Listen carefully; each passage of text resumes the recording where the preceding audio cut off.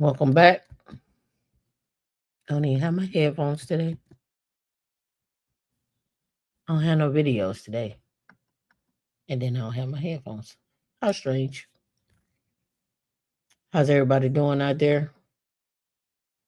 Yeah, I know I don't have no earrings on. It's okay, D. It's all right.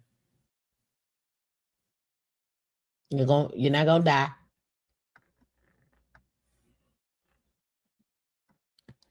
You're not gonna die. I promise.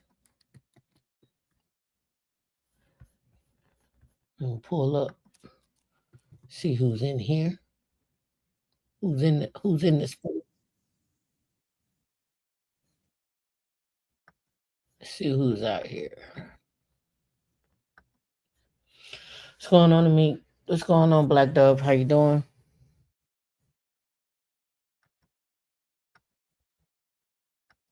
I'm getting everything set up. So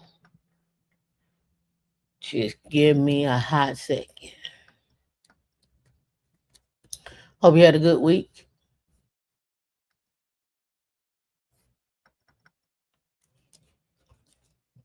Let's see, let's make this one. We'll probably start off with this one. I like this one. I like to give you guys this, and then we'll start off there. I like it. Glow Z, what's up? What's up, Glow? Get him, Glow.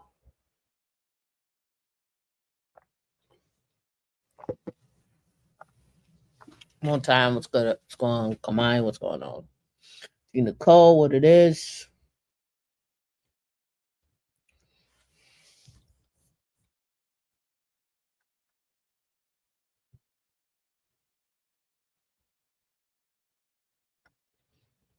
I am Tameika. It's okay. It's okay. It's okay for me not to have earrings. Normally, I have a spectacle of earrings. I have a spectacle of earrings right here. Now putting them on today. Resistant.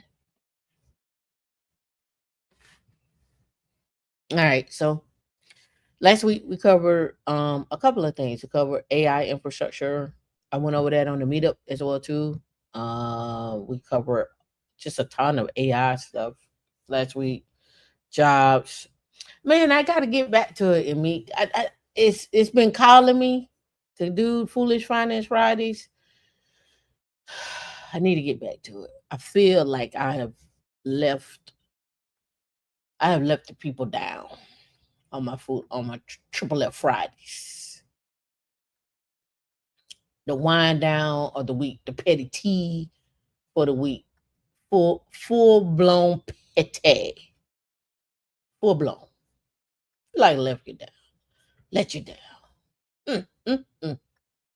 Gotta be more careful.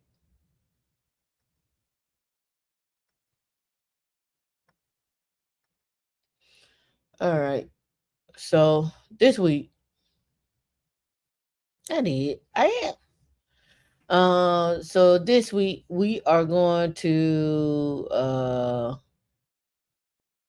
we're going to get into um a couple of things: salaries, 401ks, um,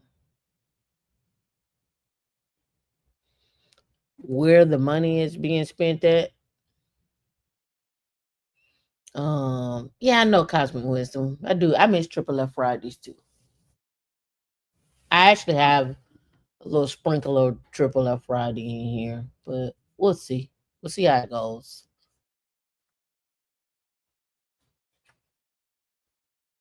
We'll see how it goes.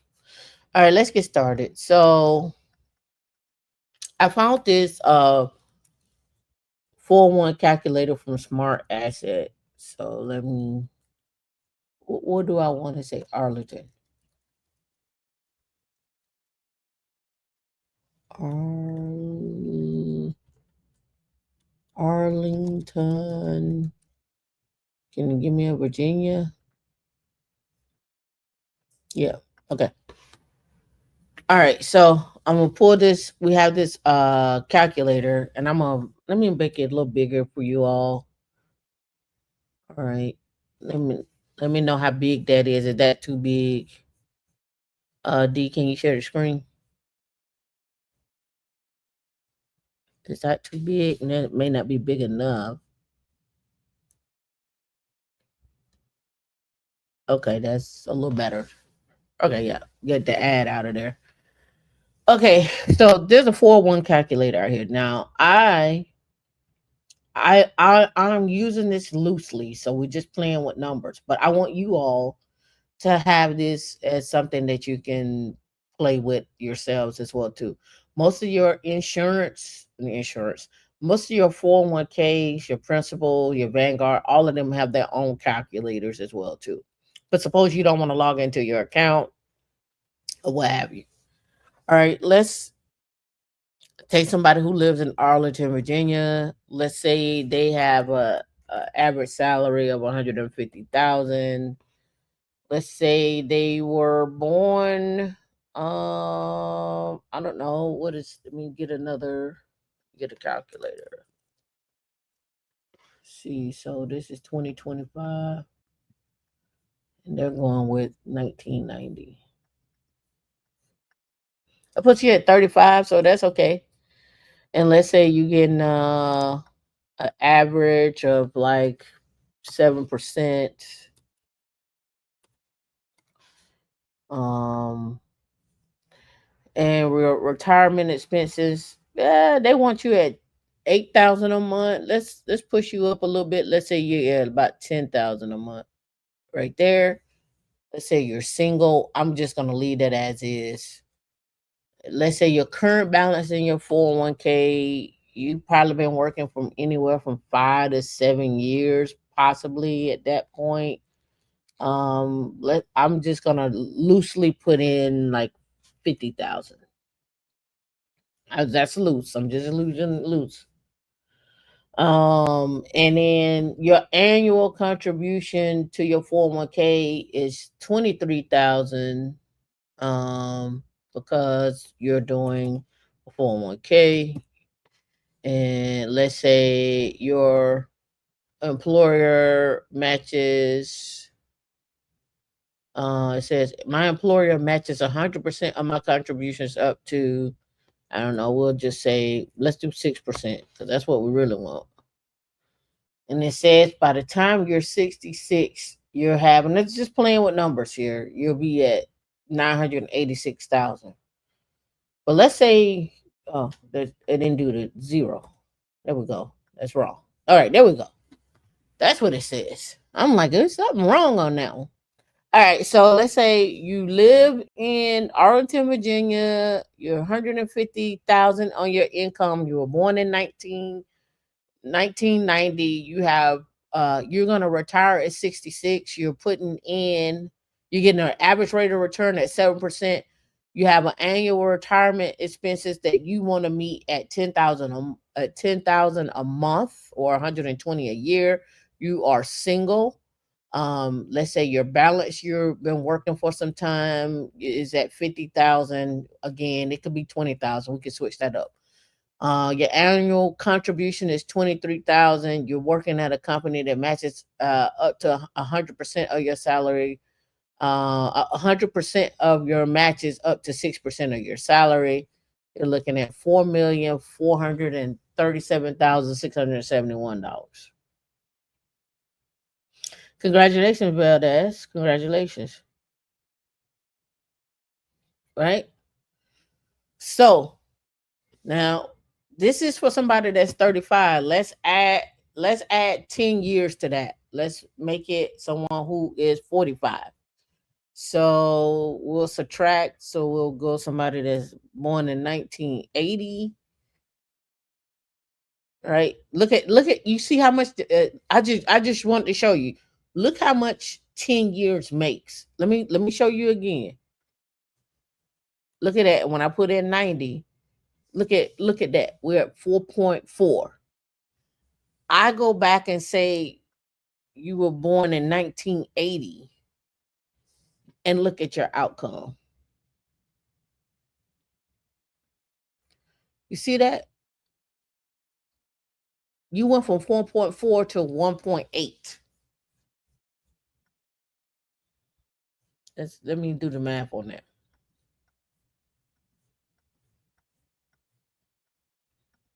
That's 2.6 million that you're missing out on. Now, there's another aspect to this that doesn't get talked about a lot, and that is how much money should you really be having in your 401k before you start doing Roth conversions, when you should start doing Roth conversions. Remember, this is not financial advice. These are just things that I've learned along the way, and I'm just sharing them with you so you all can have some idea, at least when you start talking to a financial advisor, or when you start talking to an investment advisor, what however you want to look at that, you at least understand that these are conversations that you need to start having sooner than later. Sooner than later. All right, so the person that is bringing in 150 a year, born in 1998, which means 1998, 1980, and that puts that person at oh, I did 1975. They should put that person right at 45. So 2025, I just took added 10 years, but we know just making sure our numbers is right. That puts that person at 45.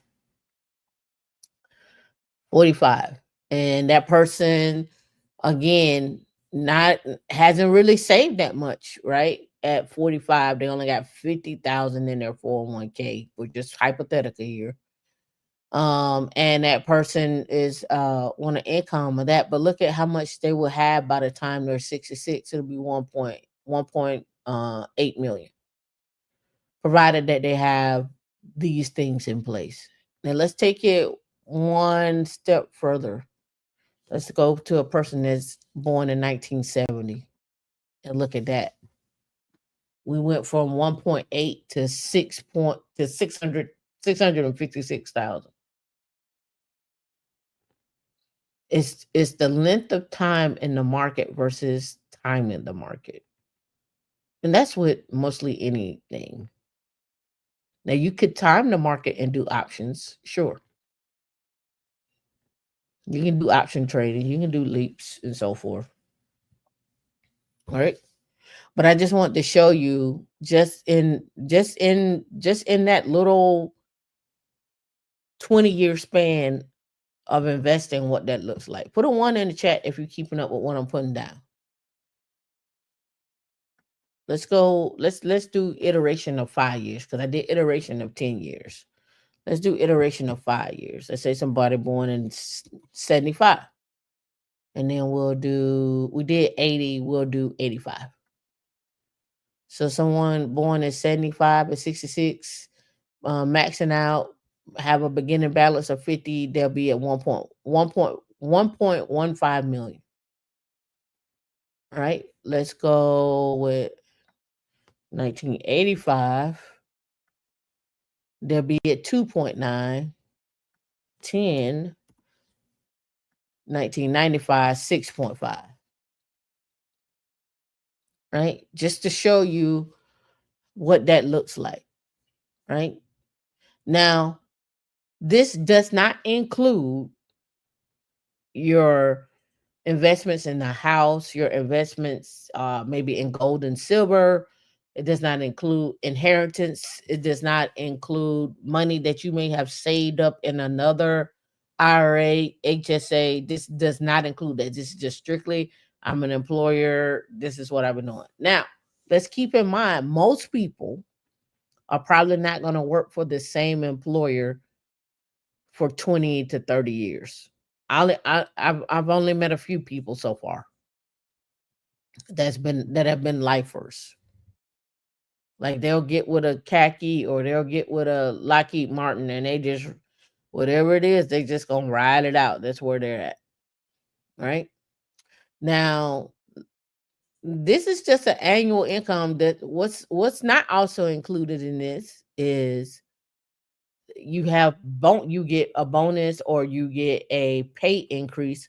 So this is just showing you 150, right? So there's a salary, there's a calculator, and let me give you this calculator as well too, so that you guys can play with this on your own. I think these are good conversations to have with someone that that you all are married to, dating, what have you, just to show what it could look like, right? Um, there is another calculator that is a salary calculator. It's a salary calculator that would take you over time. Let me see.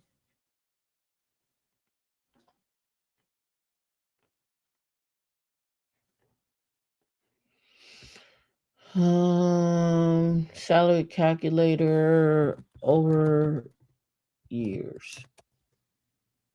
Yeah, this guy. Okay. So this is the salary increase calculator here. I'm gonna blow that up some.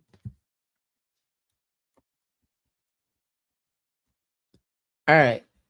So let's take that same person that's making that 150,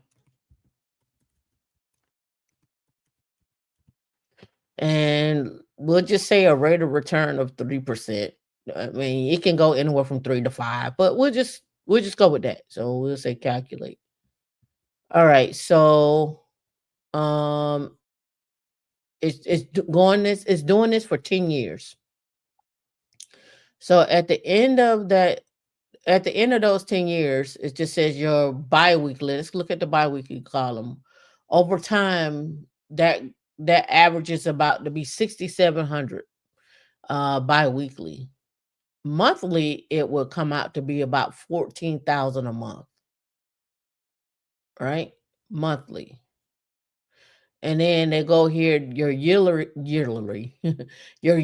salary be 150, 155, 159, 163, so forth and so on.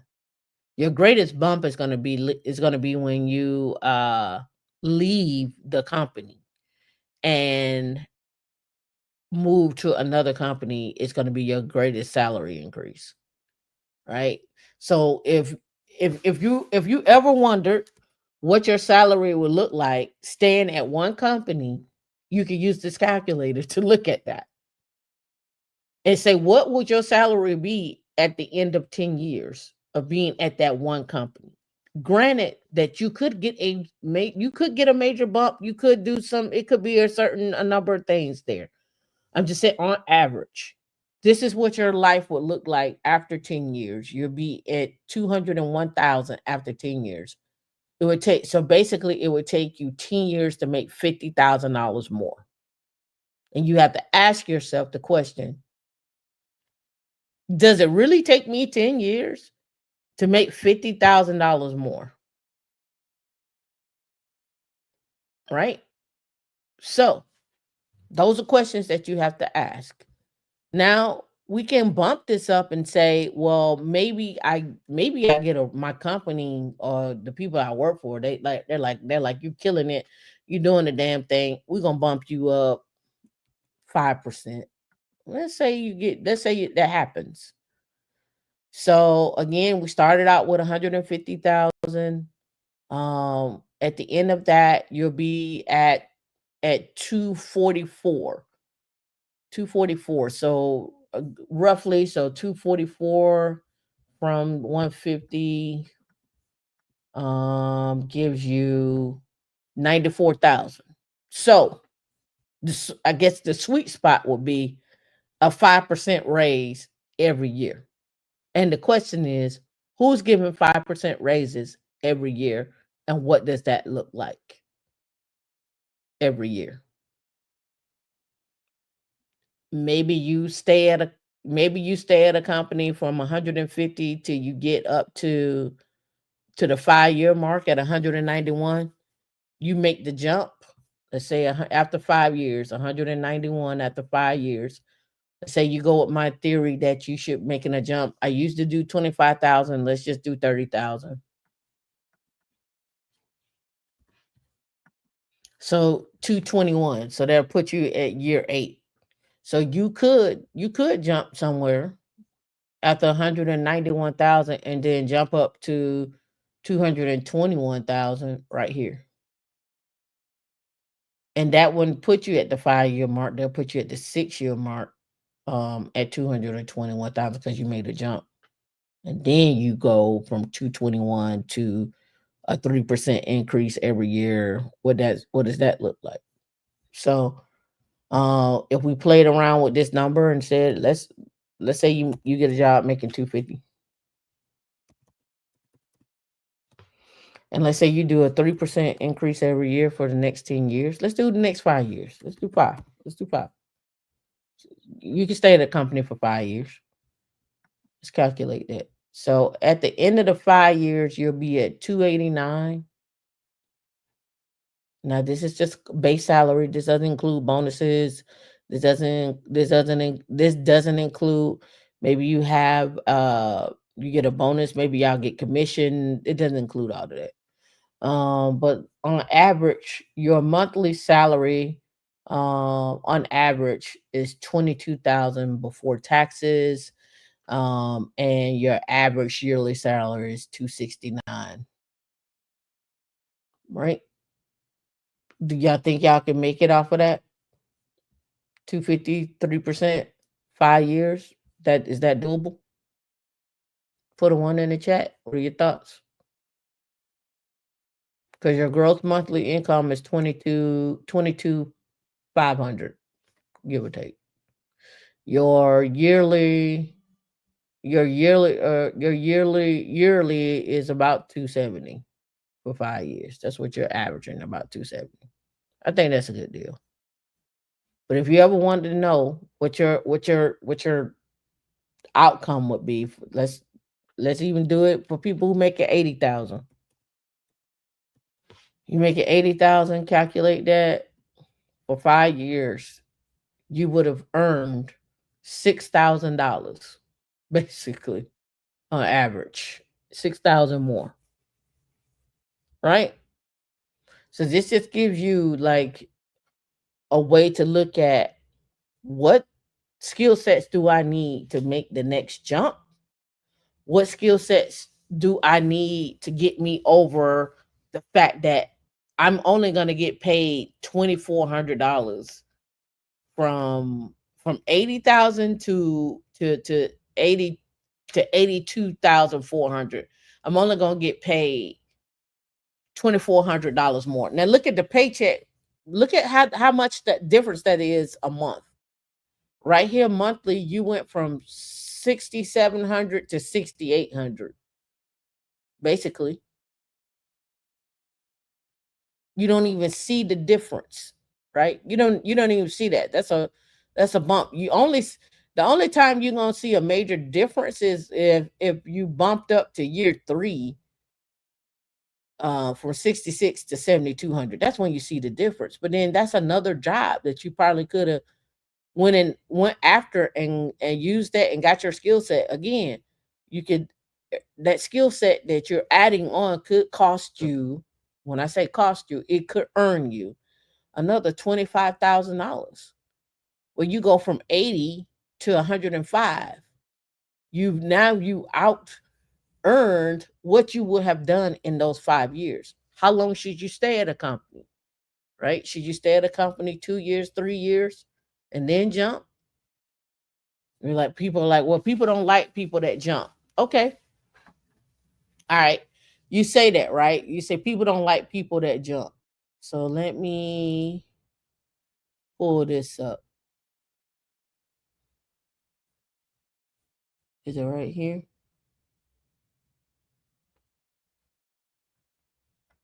Yeah, this one. So they say people don't like people that jump. Okay. Well, all right. We're gonna go with that. Let me make this a little smaller. Oh, now it don't want me to read it. Oh, come on, Fortune. Let me see if I can find it. Anyway, in this article for Open AI, for Meta, Meta was offering Open AI engineers Their AI engineers, $100 million sign on bonus. $100 million sign on. I'm talking small numbers. I'm literally talking small numbers here. 250, 80, 90. They talking about 100 million.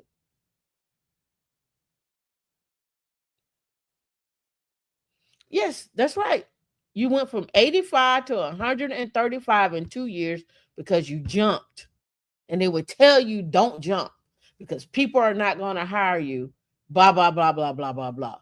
And then this is what cracked me up about the whole thing is everybody always telling you not to jump, right? They tell you don't jump because you people are going to look at you as flaky. But you got the fang folks that jump from fang to fang all the time, and they get their jumps, they get their money. But they tell you don't you do it. And I only hear it when it comes down to, let's just be honest, just regular jobs. When I say regular jobs, to me, a regular job is a cloud security job. And somebody will be like, oh, why you leaving that company? I don't hear it when you are in demand as a cloud architect. You work with major companies, you work with gaming companies, you worked with the indies, you worked with the metas. They don't say that. They're not looking at them because they left. They're looking at them because of their talent. So who's right and who's wrong? Right? And you gotta go with your gut sometimes. Sometimes you just gotta throw it out there and see what the hell happens. Not gonna get anywhere by you saying, "Oh, I was loyal to this company." We know I just showed you what loyalty gets you, right? Let's do the math. Let's do it. Let's do what everybody like to talk about. Oh, you're not gonna find somebody out there making $100,000. That's not common. Let's calculate that. Let's go with that $100,000 thought process. Okay, $100,000 with a 3% increase over 5 years. I'm gonna go with that, right? Let's look at the numbers. In 5 years, you will have only made an additional from 100 to 115. You would have went up 5 in 5 years, and your average would have been like $107,000. But you can look at your monthly income and see what the difference is, right? You went from 833 to 858, 800, 583,000, 884, 9100, 93, 96. You don't really see a big jump after the first year because you jumped up 3%. You don't see a big jump even at when you go up to year number 2. Your biggest jump is year number 3 at 9100. That's your biggest jump. So do you stay for the entire 5 years, or do you dip out after year 3? Or like some people say, well, you find another job within the company. That's fine. Find another job within the company. But if you find another job within the company, it need to pay you at least 25 to 30,000, maybe even 40,000 more than what you're making right now. That's the only way you're gonna see those big jumps. And the only way you're gonna see that is you're gonna have to increase your skill set in order to do that. It's the only way you keep getting paid. You could plateau. You could ride this thing out at $150,000 for the rest of your life and just be a steady 150. You could do that. But I'm just showing you the differences. Let me see if I can find this article. Let me see.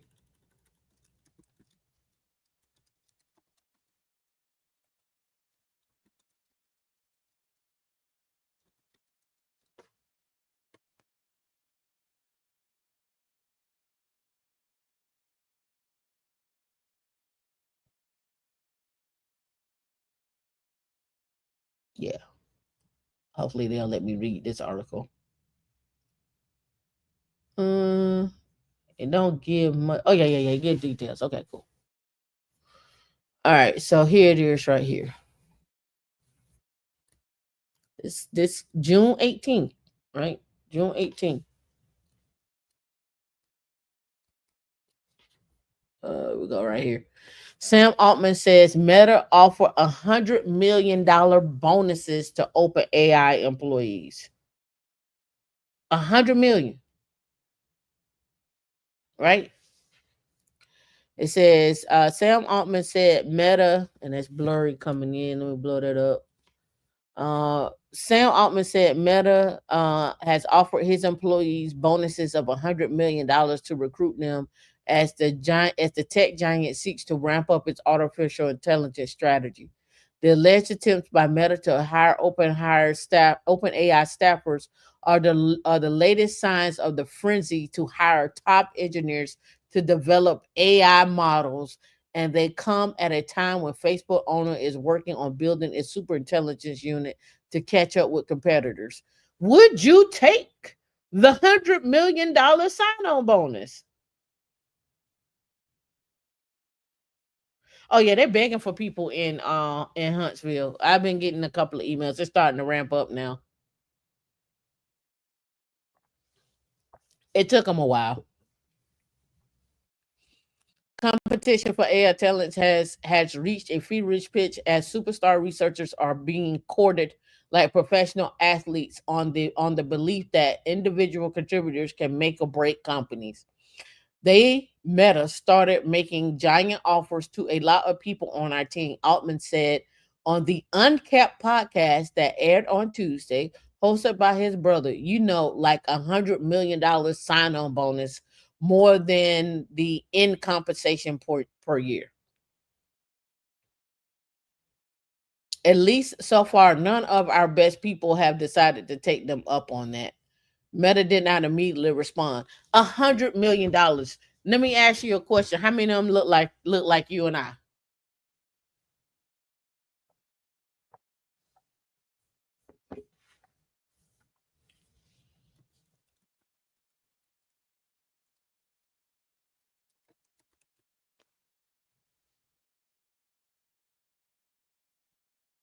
So I just did a quick search. I was like, what who let me look up some top AI experts.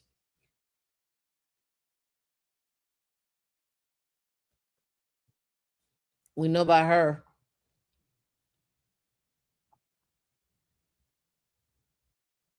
And there's one other black lady out there. She may be Spanish. Oh, no, not her. It's another one.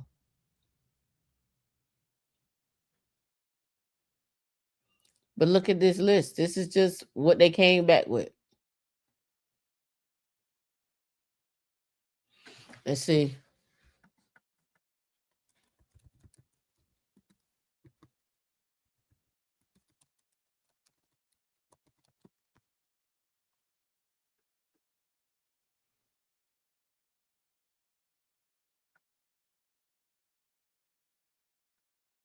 Look at these names.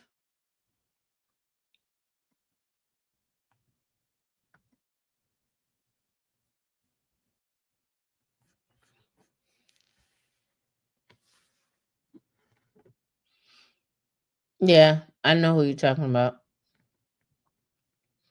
One, maybe two, right? I'm just putting it out there. When you hear people talking about these jumps, that don't you make these jumps to these companies, there I'm just gonna say it.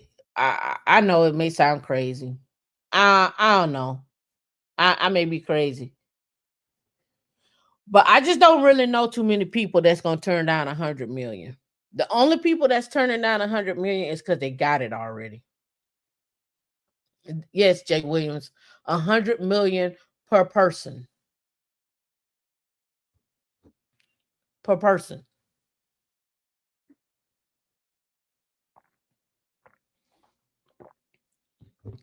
100 million per person.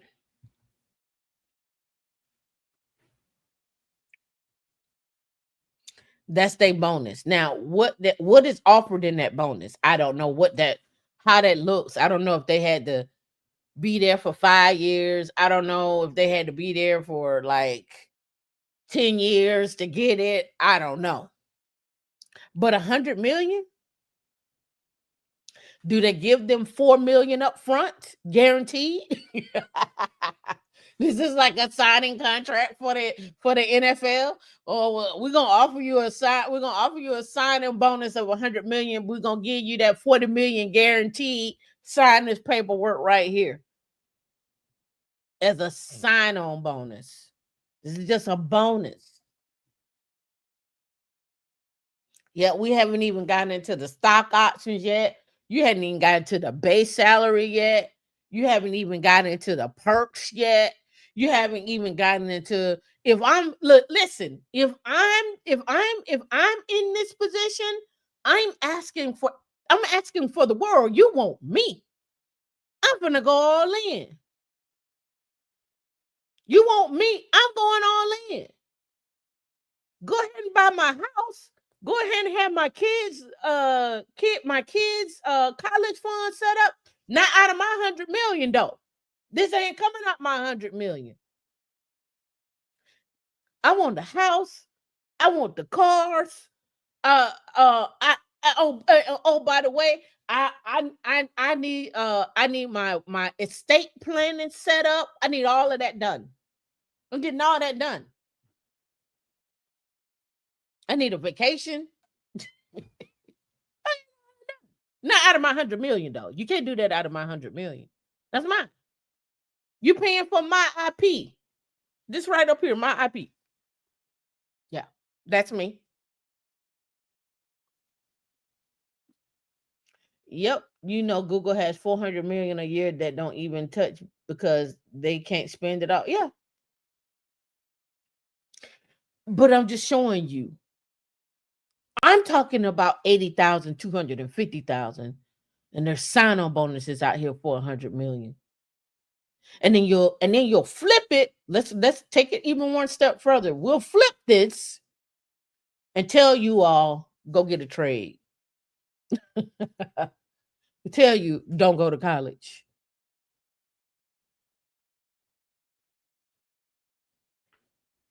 Go get a trade. Okay, go get a trade. All right, go learn HVAC. Go learn this. Go learn that. And then people flipping to say, "Well, college ain't for everybody." And I'm thinking, I'm like, when people say that, I'm asking, are you saying is that reading isn't for everybody? Because that's what it comes down to.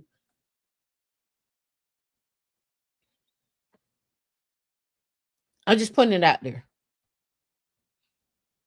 We could talk about like this conversation right here about a 401k goes out the window with $100 million bonus. This is you. I'm just trying to show you the difference in conversation here. I'm just showing you difference in conversation. Do you have a 401k if you got $100 million sign-on bonus or $100 million bonus? Are we talking about a 401k at that point? You can only put in $23,000 max. We're not even talking about a 401k. We're not even talking about an IRA.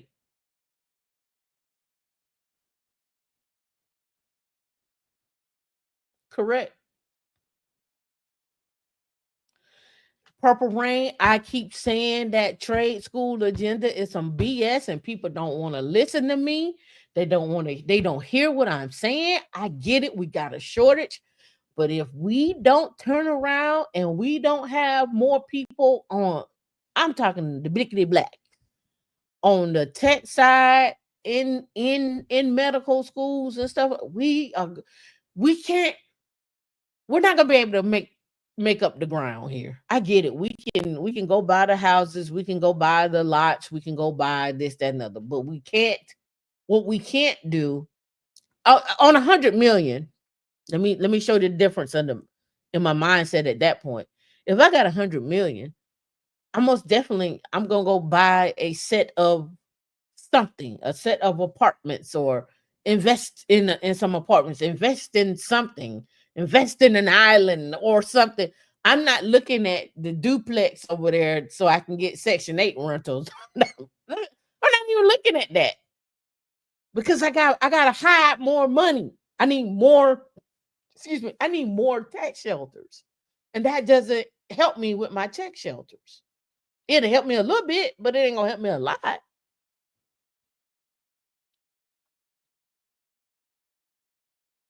Yeah, you getting in the hotel arenas, resorts, all those things.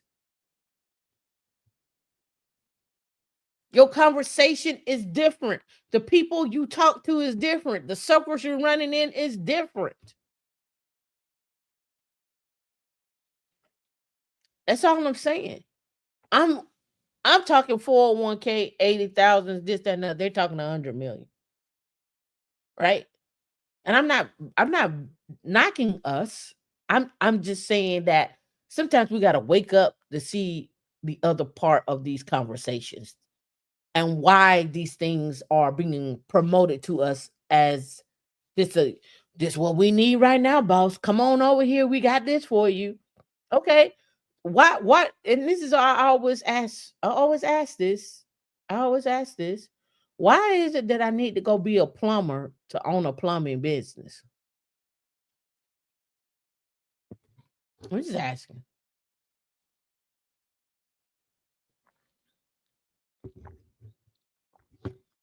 Why do I need to be a plumber to own a plumbing business? He said, but that also means making relationships with big banks since they always get first tips. I mean, that it might be banks, it might be you might just start your own private equity fund, your own hedge fund, and start going after assets to buy up in your private equity fund. You may go start buying up a ton of car washes. You may go start buying up you may start a crypto fund. You may start looking at what is it like to be an investor in some, like, I think one of the big ones is I think urgent cares are part of a private equity fund, if I'm not mistaken. Let me look. Don't get me wrong. I may be wrong.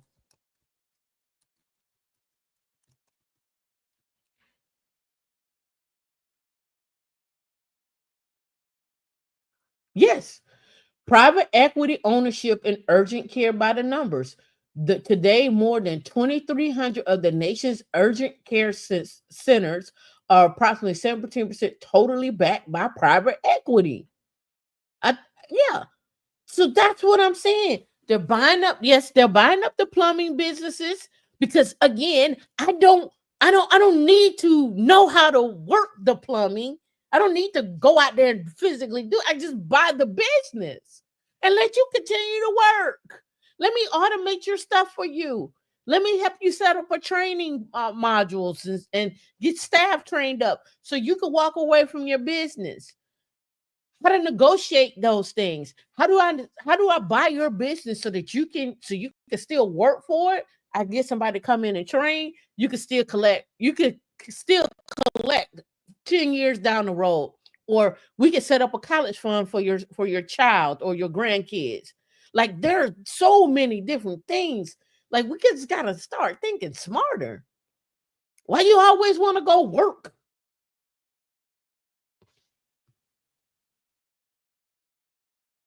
And to pull up what I'm pulling it over here on the screen so you can see what I'm talking about.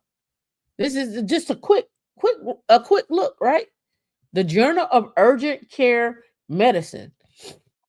Right here, more than 2,300 of the nation's urgent cares, or approximately 17% are backed by private equity investment, right? And then they go into who they are. Who they are. Here's the private equity investors. Your Laurent Capital, they got 402. They got TPG, Revelstoke, Shore Capital Partners, Orangewood. Like, there's so many different private equity firms out there, right? But the biggest one up here is Laurent Capital. They are the American Family and Midwest Express Clinic. And then Go Health Urgent Care, Fast pace, well now, next care, community partners, urgent team, pediatrics, right? Express wellness, right? So you pass a urgent care, it might be owned by a private equity firm, right? So again, know who owns these places that you are visiting, right? Number one. And number two, you don't always have to be the worker bee. All right, let me pull this one up.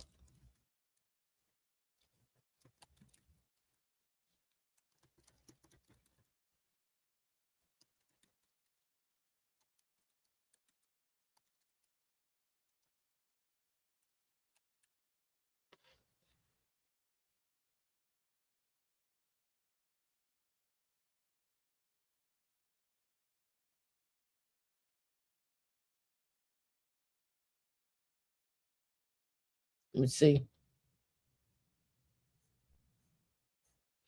if they give me the companies, the private equity companies for laundromats.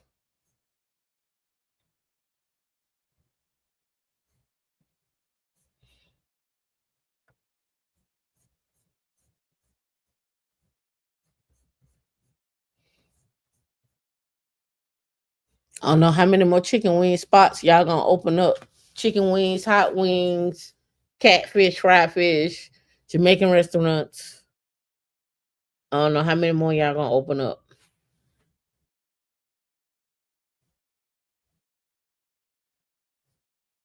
Let me look. Yep, right here. This was like 7 months ago. Private equity is driving growth in the laundromat business, right? Private equity is driving growth in the laundromat industry, making it multi-store ownership more efficient and profitable, right? And look right here. Look at that. Looking for a new business opportunity with a high ROI. Laundromat owners, business investor, industrial laundry, multi-housing, route operators, laundromat equipment, services, resources, buy parts, so forth and so on. Laundry Lux. Simplifying the process of opening a laundromat. Finances, the real estate, the equipment, the software. And they're probably revamping some old laundromats. They probably got, hey, find a laundromat and revamp it. It's one of those things. It's just one of those acquisitions that people go after. Laundromats, old car washes. Another one is laundromats, car washes, postal services, the little post, the little mail service situation. Um, Another one that I've seen that I don't know if they're doing it just yet, but I could see a potential there is buying up mobile mechanics and wrapping them under a private equity type of situation, and then now you can do private equity on mobile mechanics, right? So you'll have a set of mobile mechanics throughout the southeast. You'll have one number to call. You take care of all their back end stuff.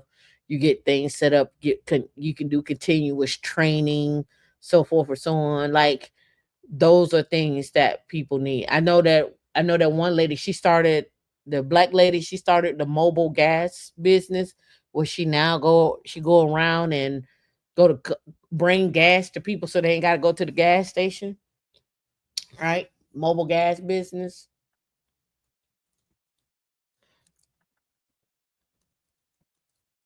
Oh, why is that not coming up there?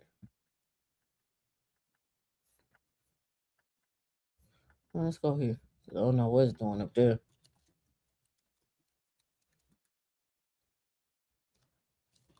It was a black lady. Yeah, the mobile gas station. She's only African American, launches her own mobile gas. Yep, Amber Murray.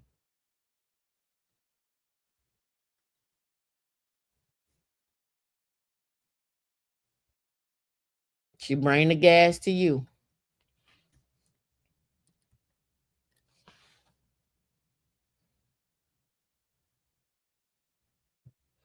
She's in St. George, South Carolina, as a mobile gas and fueling service that provides fuel to their customers by driving to their home or work on a weekly basis. Basically, like DoorDash, we come to your house whenever we come to your house or wherever you work to fill up your gas tank. You don't have to worry about getting heckled at the gas station. You don't have to worry about being robbed. And with COVID, this is a sanitary avenue. Fuel Flow will provide fuel services to you directly on a weekly basis. After signing up for the service, Fuel Flow customers will choose to have their vehicle filled up at their home or work. We will conveniently provide you the fuel at the best rate for up to 3 vehicles with a monthly subscription or a standard weekly rate. No contract is required. Fuel Flow is currently servicing drivers across North Carolina, and Amber plans to expand her service area soon. She hopes the Fuel Flow will inspire other Black entrepreneurs, especially women, to follow their dreams and start their own business. It's the same thing that I talked about with um the not necessarily the mobile car wash, but being able to come get your um nails and your nails and your nails done and your car wash at the same time. Like if I can kill two, as a woman, we could kill probably 3 or 4 birds with one stop shopping. We're there. We are there, right? So just expanding the mindset. Back to what we were talking about now. Remember, I went from the 401k, and everybody's like, "Oh, don't you jump? Don't you dare jump a job? How dare you jump jobs?" That's what they tell you, right? Right. But meanwhile, they telling y'all that they over here getting $100 million bonus to open AI, and those people are turning those bonuses down. They're turning them down. They're turning them down. They're like, no, I don't need it. I'm good. I don't need another 100 million.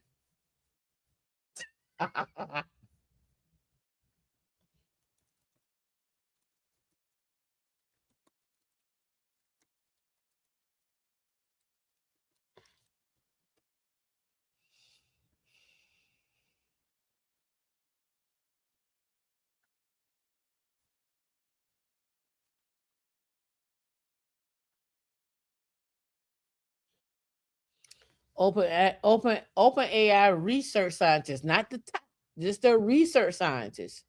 They're making anywhere from 620,000 to 1.56. But if they're at the top of their game.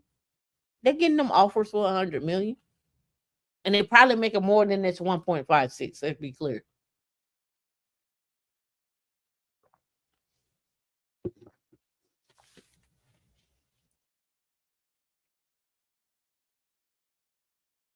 Oh no, Future doesn't own Belvedere Vodka or LVMH. No, yeah.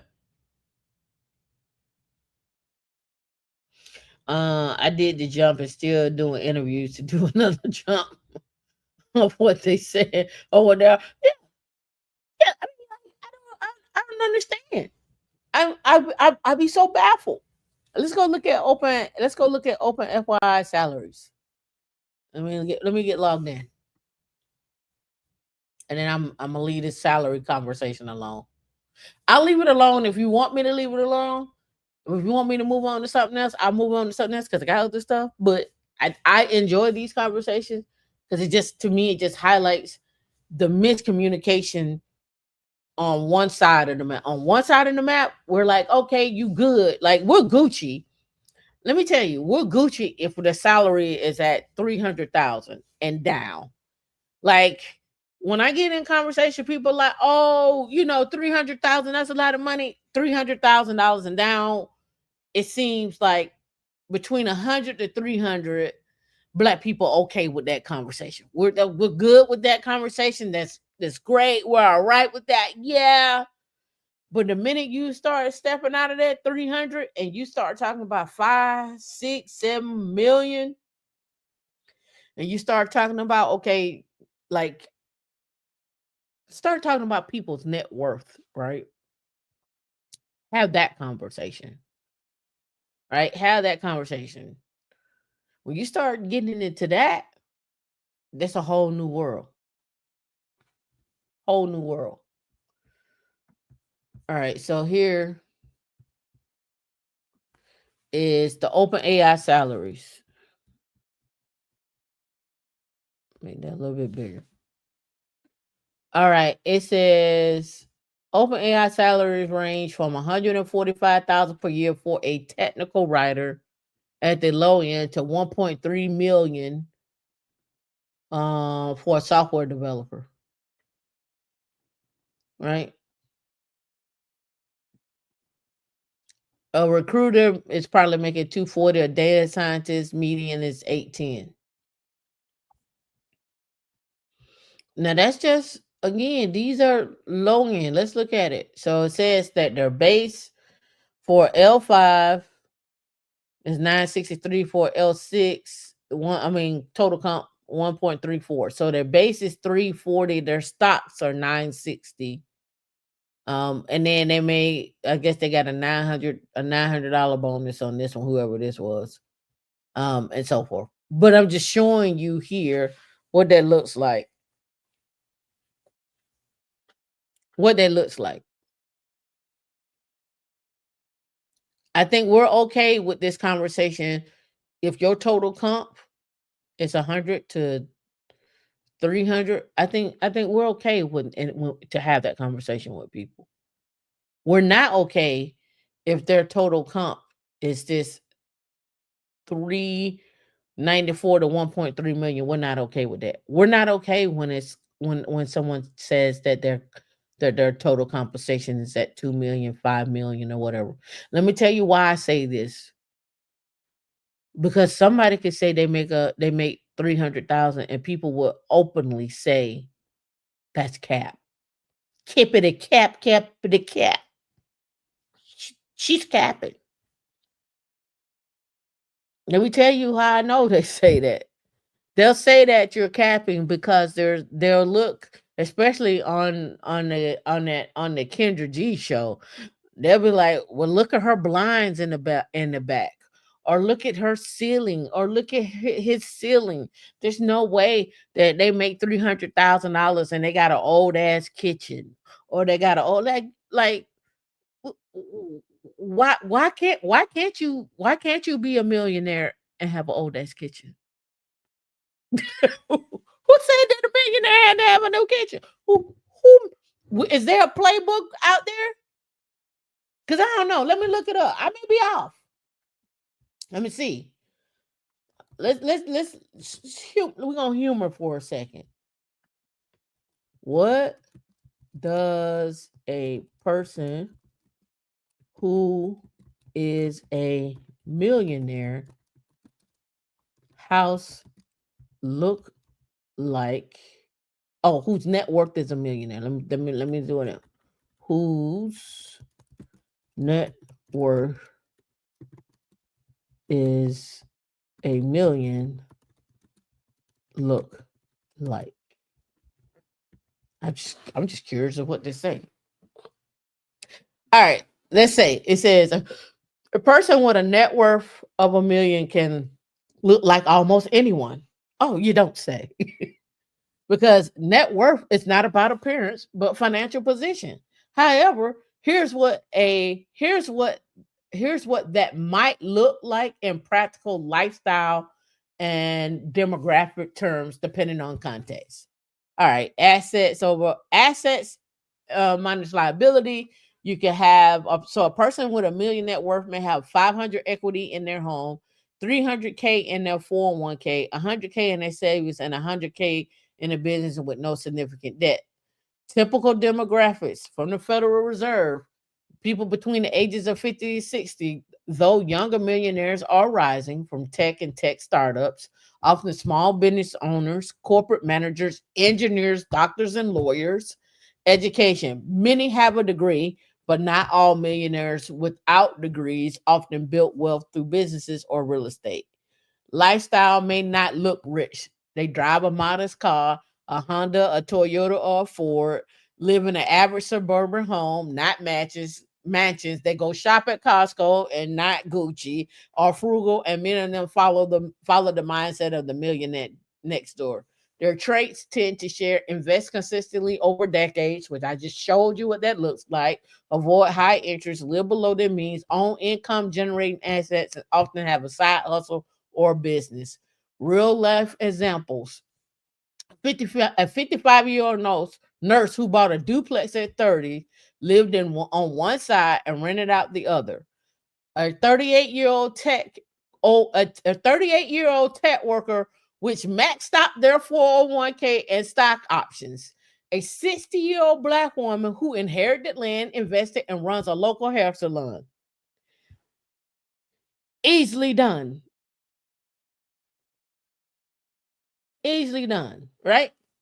It says, would you like a visual or a character profile for a person? Oh, give me a picture. Can you generate a picture of a yeah, let's have it generate. Let's see if it can generate us a picture.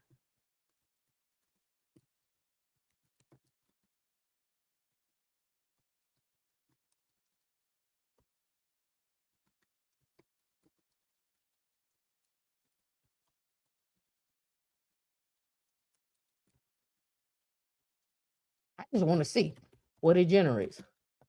I'm gonna have it generate a black woman. Let's see. It says to create an accurate image, could you please upload a photo of yourself? Hell no. If you would like an image to reflect someone like you in terms of age range, style, or if you don't want the image to look like you, I can just generate. Yeah, just generate me a general. Just generate a general image. Let's see what it come back with.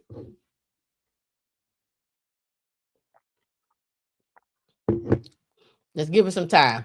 I'll let you know when it's ready. I'm curious of what it's going to generate. All right, let me see what you're saying. And not everyone. Look at how these tech billionaire bros dress. Yep, but everyone has different tastes. Yes, millionaires has to stunt. If you are not stunting, we think it's cap. Yeah. Down to the fact that there's so much of a debate. Like if you have an Android versus you have a Apple phone, determines whether or not you are of the status of a millionaire or what have you. Like, how do you determine that? Listen, I can tell people I got a Porsche every single day, but they don't know if this kind of Porsche I'm talking about. And the doors open up on it too. I could be talking about this Porsche right here. Boom. Doors open up. Boom. Bam. I could go park this in my driveway right now. Park that in my driveway right now. What we talking about? What we talking about? Let's see. Next one says, uh, it's so strange. It says during the 80s and 90s, there was a black woman named Dorothy Brunson, a pioneer of radio broadcasting on several radio stations and drove an old Ford sedan. She was a millionaire. Yep. Yeah. But that's what I'm saying. Like the this ideal that we have that what a millionaire looks like. You don't know what a millionaire looks like. Hell, listen, let me be clear. Some of you may not even know you're millionaires. You may already be one. You don't even know. Have you calculated your assets versus your liabilities? Some of you may already be millionaires and you don't even know it. Granted that most of it may come from your house, but you don't even know that you're a millionaire already. Right? Just putting it out there. Let's close this one. All right, latest and greatest. If y'all want to invest in if you want to invest in SpaceX, the shares are now available through the blockchain. Yep. Yep. At one point, I dreamed of becoming an astronaut years ago. Years later, I got as close as a civilian could, working with a partner on the Mars rover project during the time at AWS. But today, something even more surprising is possible: owning a piece of SpaceX. And don't need a telescope, just a crypto wallet. This week, the investment platform Republic unveiled an industry first blockchain-based fractional shares of Elon Musk's private space company SpaceX. For the first time, retail investor who those without institutional backing or venture capital credentials can gain exposure to one of the most sought after private companies in the world. So a private club cracks open by SpaceX. Traditionally owning equity in a company like SpaceX has reserved for the financial elite, VCs, hedge funds, high net worth individuals. Republic is writing the script by offering digital tokens that represent slices of SpaceX shares. Right? So there it is. You can go get slices of SpaceX shares on Republic. Let's talk about this right here. Doge layoffs are starting to leave their mark on DC housing market. This is why y'all down there in Houston are getting a big influx of people. Houston, San Antonio, Dallas, Atlanta. That's why y'all getting a whole big influx of people.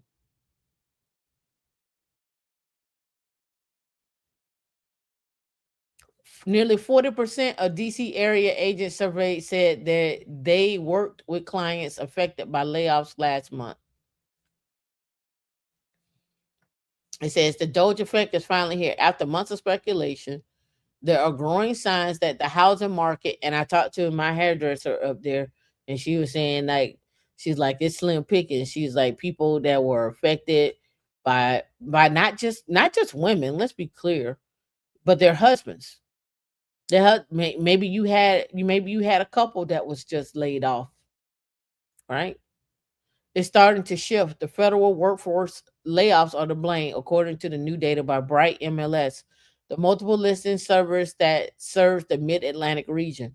It says for sale inventory in the region is spiking, driven in part by early retirements and general economic uncertainty. While prices are holding steady for now, some real estate agents are reporting buyer hesitancy that could translate into lower prices down the line. Nearly 40% of the DC area agents surveyed by Bright MLS said they worked with clients who were buying or selling due to federal layoffs or buyout offers last month. Over half said job cuts were affecting the market, and 43% reported seeing more sellers. The key word is uncertainty. Like people are like, I ain't got time for that. I'm getting out while I can. Well, what changed? What happens when you get out? Somebody moves in, and somebody who moves in, it may be a private equity firm, it may be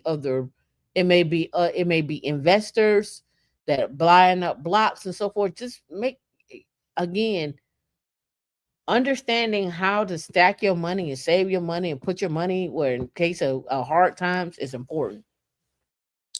It says Yosin has had several clients in the government contracting who were affected by the cuts. One who was laid off in February was hoping to buy a home in the region before her son started kindergarten. Now, several months later and still employed, she's thinking about living elsewhere. People are now considering leaving DC. Johnson said, even if it's a two-income family and only one person has lost their income because of the financial straits they're in, they may look to go someplace else where it's more affordable. And this is what it looks like. Like it was all good and gravy. I mean, they may be okay now. Let me tell you, we just started a war. We about to be in war for the next 8 to 10 years, so they may stay. We might be all right. So let's do this. Let's go to Redfin and let's look in Arlington, Virginia,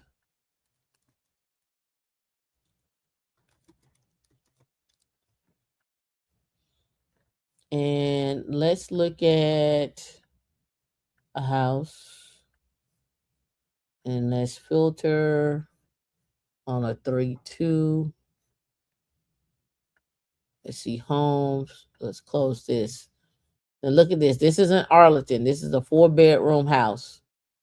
They want 1.2 million for it in Arlington.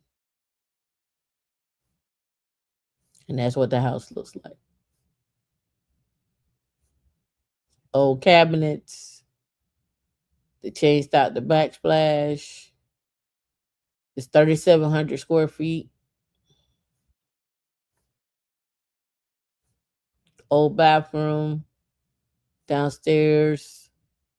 Like they made it upgraded a little bit downstairs. And you got a big space. Don't look like you have much yard there. That's in Arlington.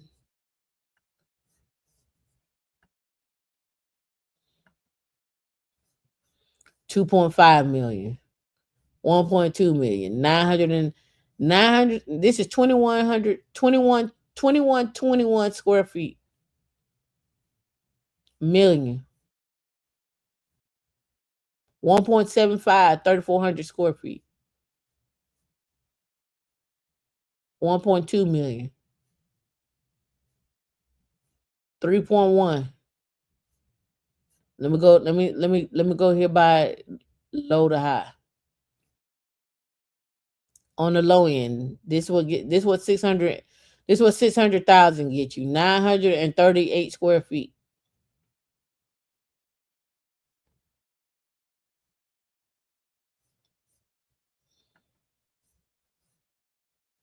This is 750.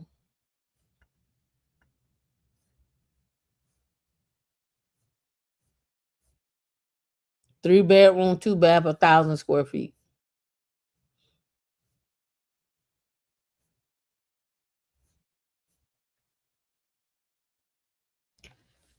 I don't know what this is.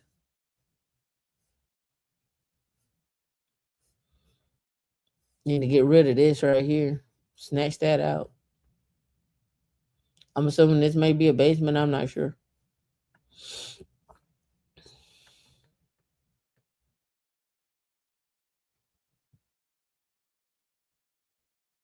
Come on.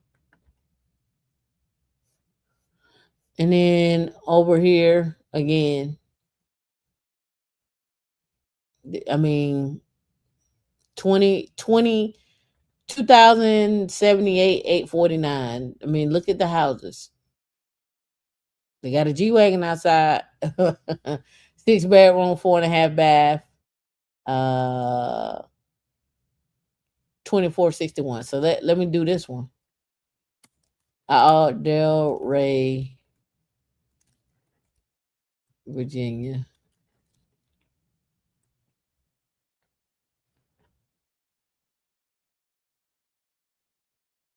They don't have it. They don't have it up here.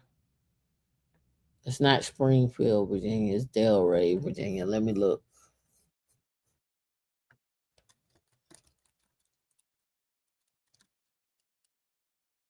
I still consider Alexandria.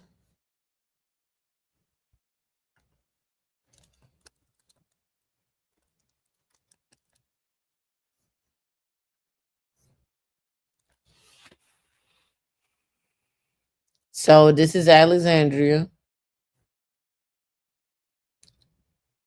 1,000 square feet, 599. 24. You can get 2492, 624. That look a little better. Now we go on the high end.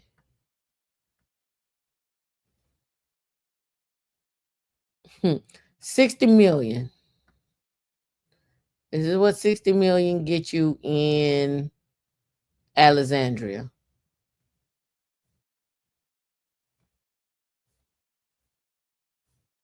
your $60 million cottage with the spiral staircase,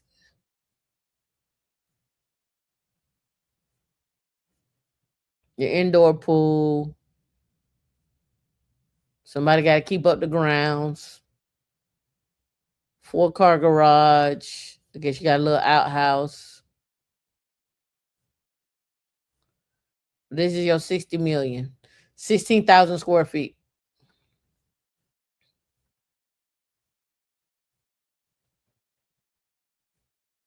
16.5 acres. Your whole signing bonus, your $100 million signing bonus can go to that.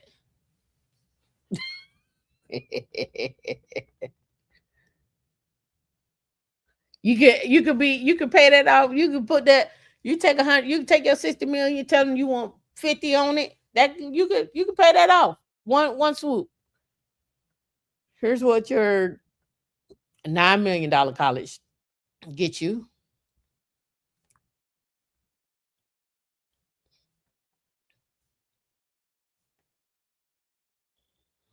It's old. Then had this for a long time. I didn't even know they make tire racks. Like I didn't even know they made tire racks like that. I bet you. I wonder if it swing out. It needs some updates. That's a lot of updates too. You got your pool. Got a lot of ground to cover. This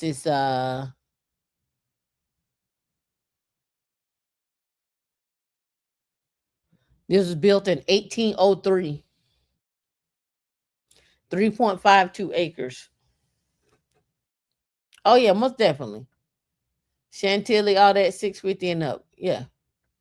You're not you ain't talking about nothing at 100 at 200,000. You ain't gonna find a $250,000 house. 3 million for 7,000. And this is what I didn't like the Virginia area. It was hard to find a house that won over 3,000 square feet. I'm like, dang, I don't want a house that big. I don't need 4,000 square feet.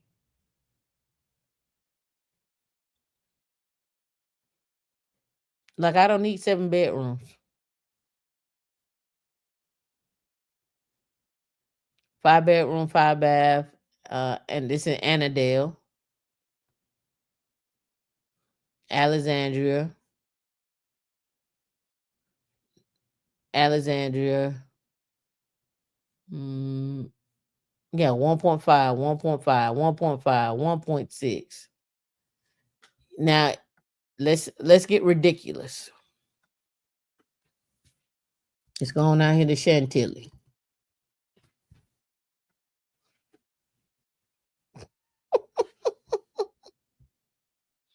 It's going out here to Chantilly. 4,000 square feet. These are houses. 4.3, 4.3, 4.3. Let me go price low to high. You get a 95,000. 3 bedroom, 2 bath. This look like a mobile home.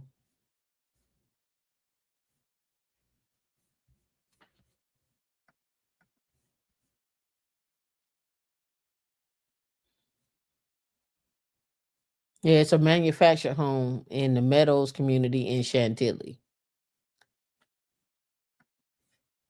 So for 95,000, you can get you a manufactured home. But after that, 725.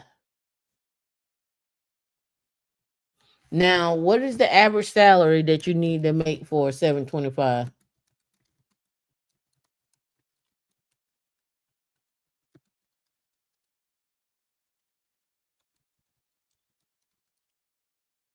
We're gonna call it a 700,000 home. So you need to make an income between 175 to 275. So So your off the rip, your $100,000 ain't nothing.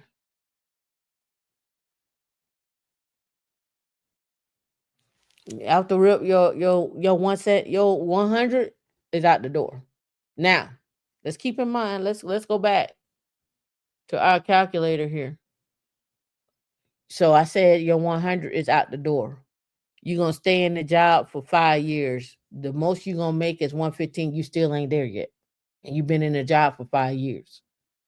But you need to buy a house because you got kids.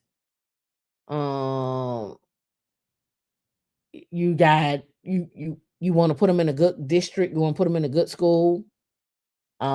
Say even if you homeschool, you still want to be in a good neighborhood. You still want the option to be in a good neighborhood. To if they want to go to a public school, you want to be able to go down the street, not around the corner and through the woods. So your 100,000 don't make sense. You see what I'm saying? And no matter how long you stay there, you still ain't gonna be able to afford the house. So it don't even make sense. So let's go with the fact that you let's go with the fact that you need 175. And I still think you're struggling in. So in 5 years, you'll be at 202. Well, guess what goes up each year? Property taxes. You know what else goes up? Insurance. So if your rate, if your salary increase is not matching the rate of the increase for your property taxes, your insurance, your car insurance, that 3% is just enough to cover the gas, and maybe you eat some Chipotle that day.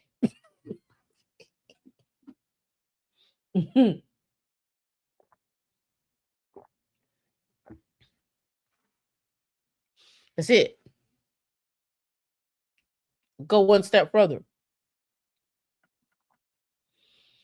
This 175 that they're saying that you need at a minimum, that's minus any other debt that you may have.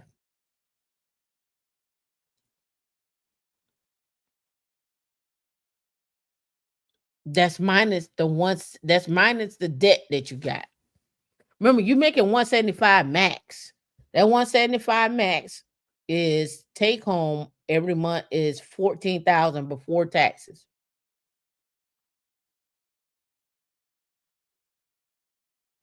At 30% is a drop in the bucket. You need to be at a minimum of 5%. At a minimum. And look at this pay. Look at this pay jump. Look at this. I just want to show you the monthly jump, right? So you go from 14,583 to 15,312. That's calculates out at, let's do the numbers here.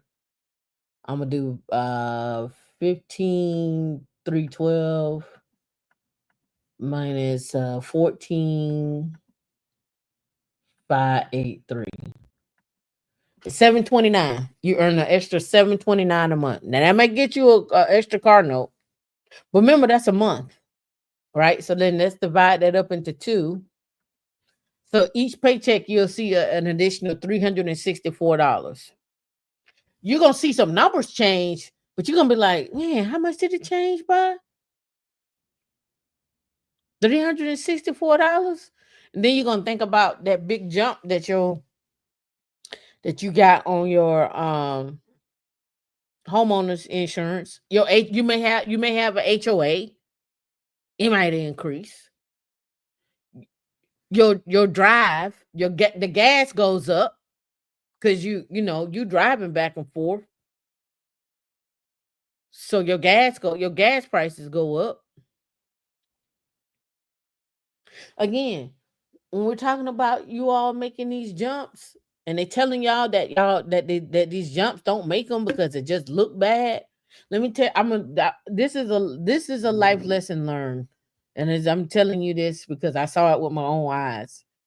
Sitting at the I'm at the Linux Foundations. I'm sitting at the conference. I'm being I am being a mentor. I'm being mentee. I'm a mentee, and I'm asking questions to. I'm not gonna identify her right now because you would know her off the bat. I'll just say she's well known and she made a jump over to GitHub, and I'll just leave it at that. She owned a company. I'm gonna give you no names of the company that she owned. Anyway, long story short, she was sitting at the table. She was telling people, she's like, I'm looking for people that are gonna be lifers for us and want to come in and see the company all the way through and be a lifetime for us. I was like, why are you saying that? I was like, because if you got the right amount of money for the company that you own right now, you would jump ship. She's like, no, I'm never selling. What happened? 1 year later, 1 year later, she sold that company. In fact, the company got bought. She sold it. And now those people that she was been sitting there telling to, I was like, and I told them straight up, I said, don't believe that. I was like, with the right amount of money that come over and they dangle that carrot in front of her, she is going to sell. And what happened 1 year later? She sold. But she telling you as an owner, she looking for lifers. But she's selling her company. She sold her company 1 year later. But she telling you as the owner to be a lifer. And I said it there and I said it to that lady in her face. I know she didn't like me saying it. I was like, you telling them all wrong. You telling them to take 3% increases every year. And this happened 4 or 5 years ago, way before COVID. I said that in front of that lady face. She didn't like what I had to say. I'm okay with that. You don't have to like me or what I got to say, but you're telling them to be a lifer for you, but you're not going to be a lifer for yourself. And you're going to sell that company if the right money comes along. Every person says that. Oh, I'm never selling. I'm never selling. Cap, kip it a kip, cap it a kip. You sold and you will always sell if the right number gets dangled in front of you. They don't get it twisted. Those researchers at Open AI, that 100 million was dangled in front of you. You can't sit up here and tell me some of them ain't think long hard about it. Like, what man going on that, man? Hey, man. I mean, 100? I don't know. Go back and ask him, can he do two? Can he do 200? If he can do 200 million, I'll jump. If we do 200, I'll jump. Now, if he come back and say, I can't do two, I can do 105, nah, I ain't jumping. But if the right number comes up, they will jump.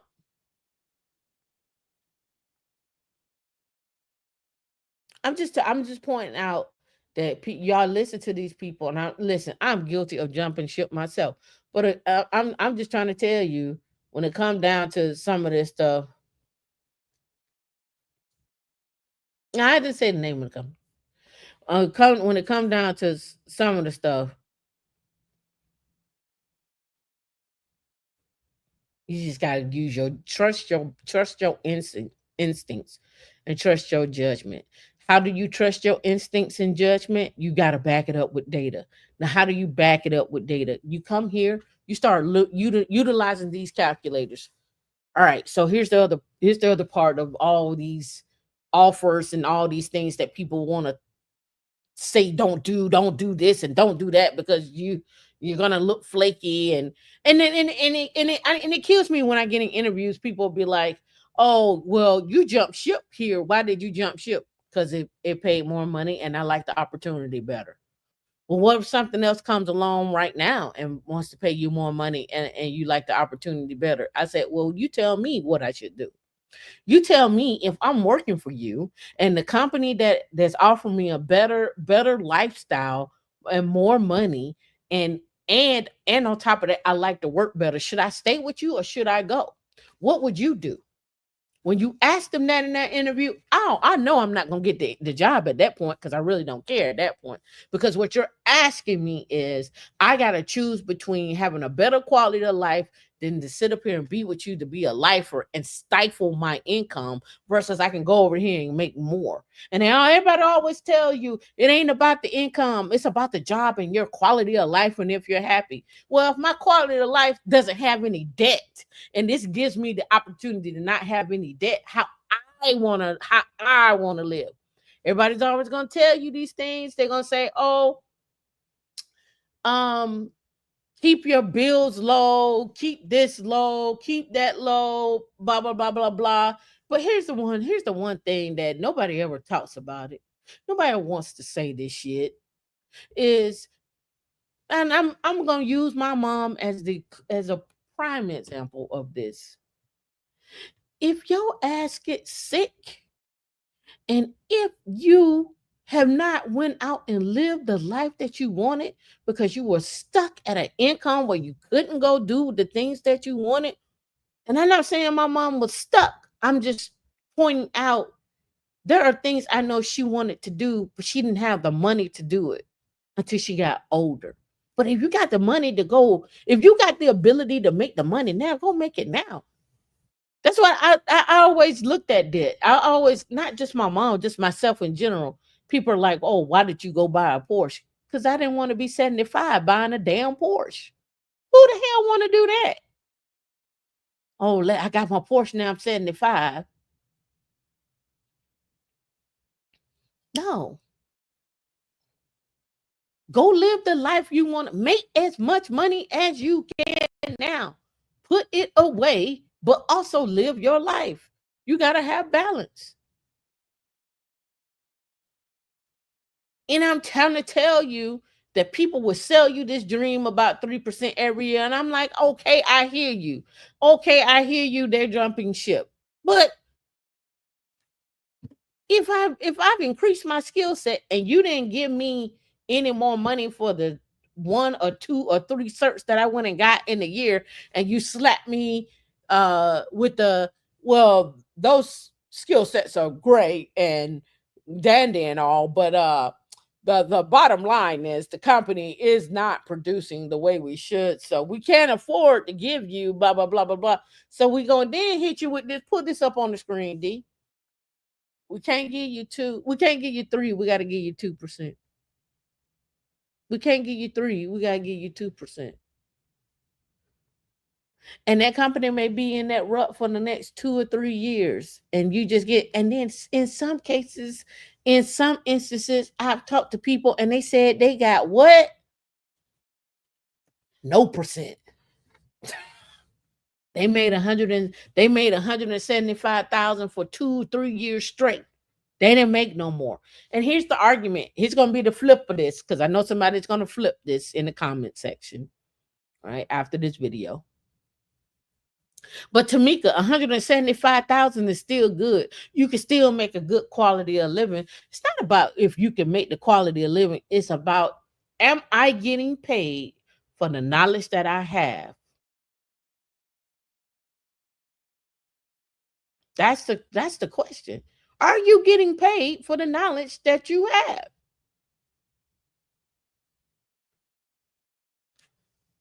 So if for the next 5 years you didn't make but $175,000, you will be at $14,583 for the next 5 years. That'll be your income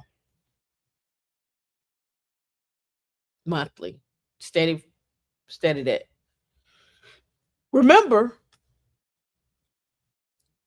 property increases, land appreciates, your your taxes appreciates, your they increase, your gas, your lights, your phone, your cell phone, your Netflix subscription, your Hulu subscription, all those things increase, right? All those things increase.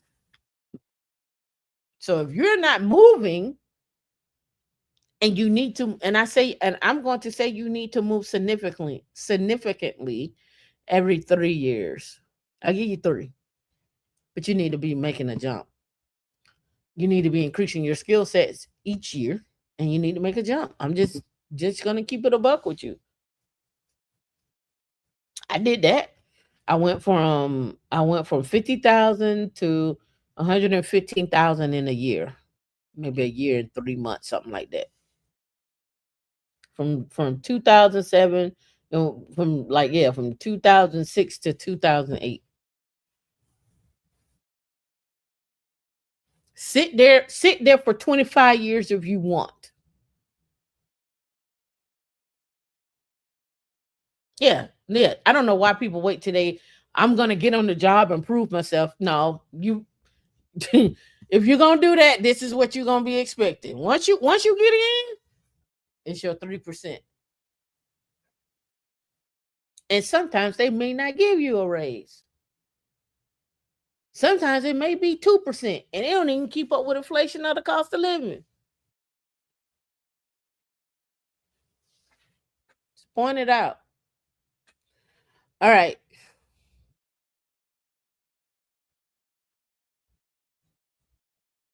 I don't know if I want to do that one.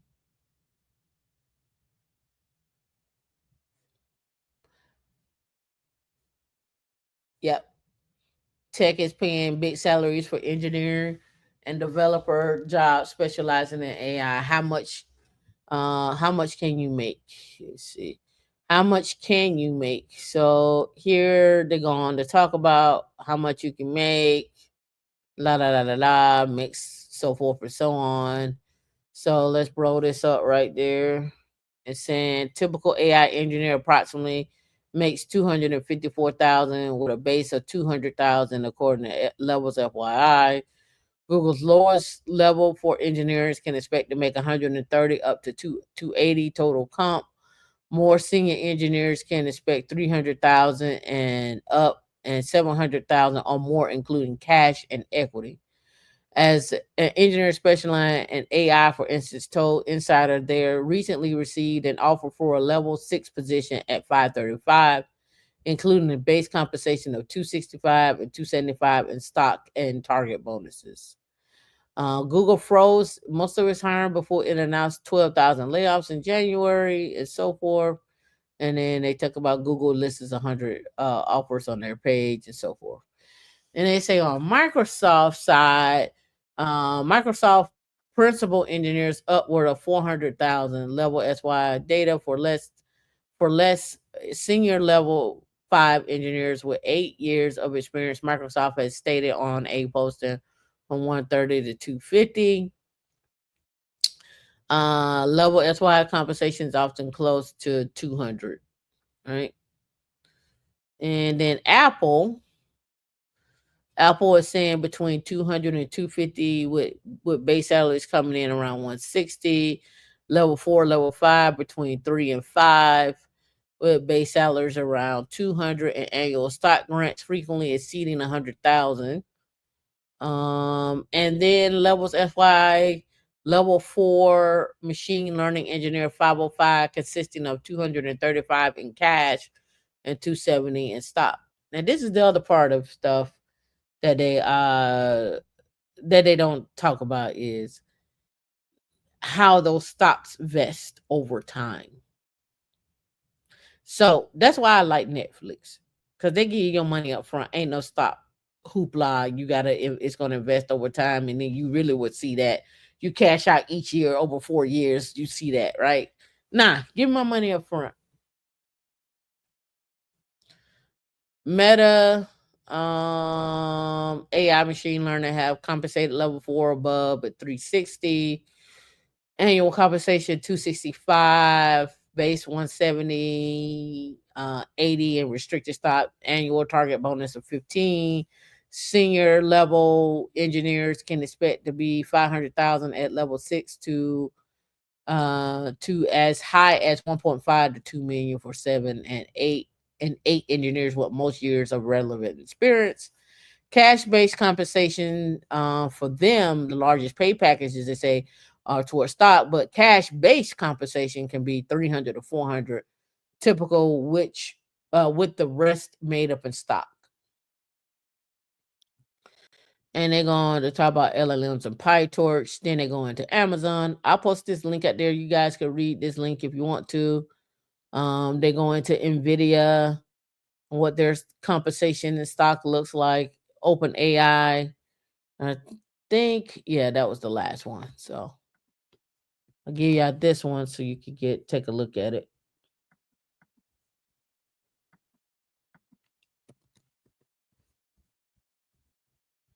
All right, what's the next one? Oh, all right. On the salary schedule, I pulled this out here so you guys can go look at it. All right.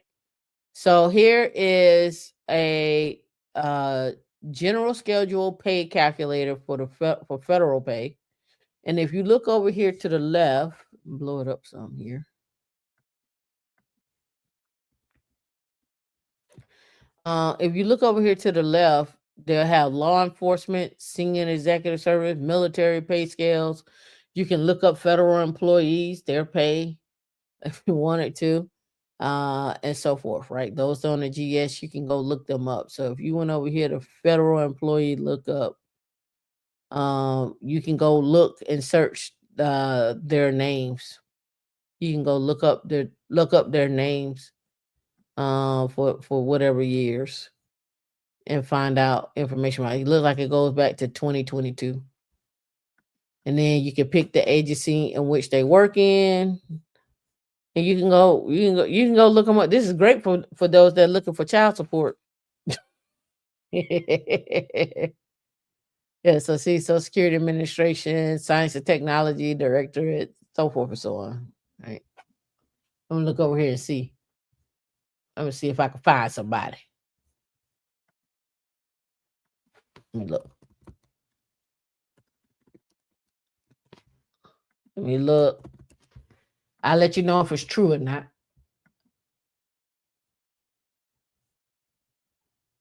Yep. Yep. Oh, what they did do is they did redact some of the stuff. Um,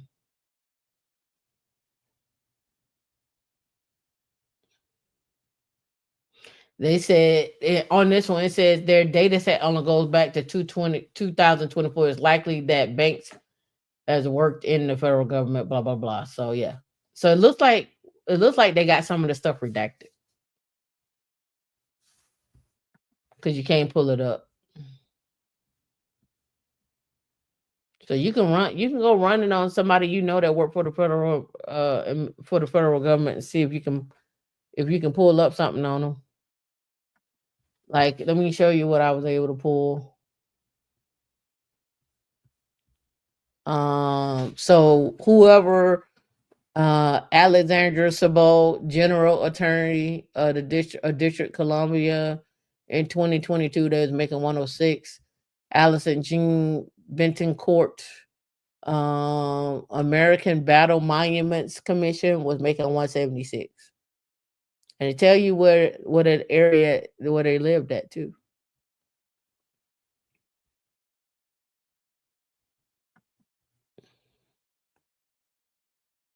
Let me see if I go by salary. So it say view employee profile, so it don't let me look. Let me show you what I mean. It may pull it. I don't know. It may redact it. Yeah, see, it was redacted. So probably easier just to look at these. Let me go to the fifth.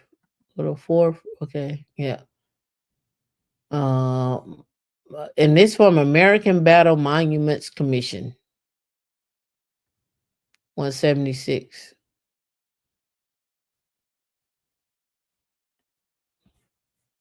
So you can use that calculator to find out what your compensation would look like and as well. So here's the other one. All right, so this right here is usspending.gov. So usspending.gov gives you an idea of what agencies are spending, right? So you want to know how much an agency is actually spending, right? So if I come down here, I can see federal spending by communities, federal spending over time, federal spending by industry, federal spending by product. So let's go by industry and let's view that. And then give it a minute here. It'll fill in here in a minute. It took a while for me for this to come up. Um, but what I was able to find, and yeah, see here it goes. Take a minute for it to come up. What I was able to find was how much money is being spent in each industry, right? So let me switch this from Nats code to awarding. I think it was awarding agency that I used.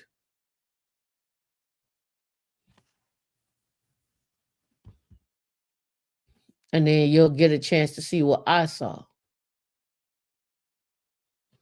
Give it a minute. And this gives you like who is awarding, like the awarding agent, how much they are awarding. So it looks small on the screen. I'm gonna try to blow this up some so you guys can see it a little better. I think that comes in a little better right there. So you can see the Department of Health and Human Services 8.39 trillion. Social Security Administration, 18 trillion. Department of Defense, 6 trillion. Homeland Security, 5.24.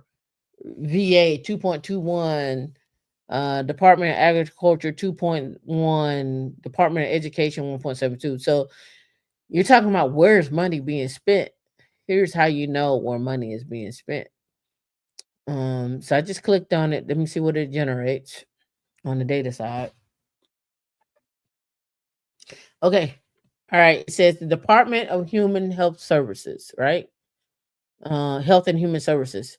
Um, they have how much funding is available to this agency? 2.99 trillion in budgetary resources. How much has this agency planning to spend? 1.7 trillion in total obligations. And then 1.4 trillion, 1.44 trillion in awards. Right? And then you can go into again where that money is being broken down, who's taking care of what centers for Medicare and Medicaid. This is why they're talking about cutting Medicaid, right? This is why they're talking about cutting Medicare and Medicaid. This is all going to be forced for everybody now to be private. You're gonna have your own. You got to have your own stuff, because this is where most of the money is being spent, right? This is where most of the money being spent. But what happens when you cut that Medicare and Medicaid, right? Um,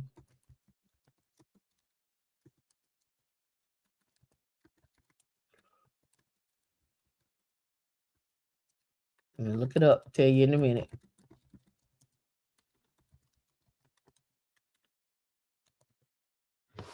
So when you cut Medicare and Medicaid, you have approximately 65 million people who are enrolled in Medicare. Now, mind you, Medicare is taking out your check every time you get paid.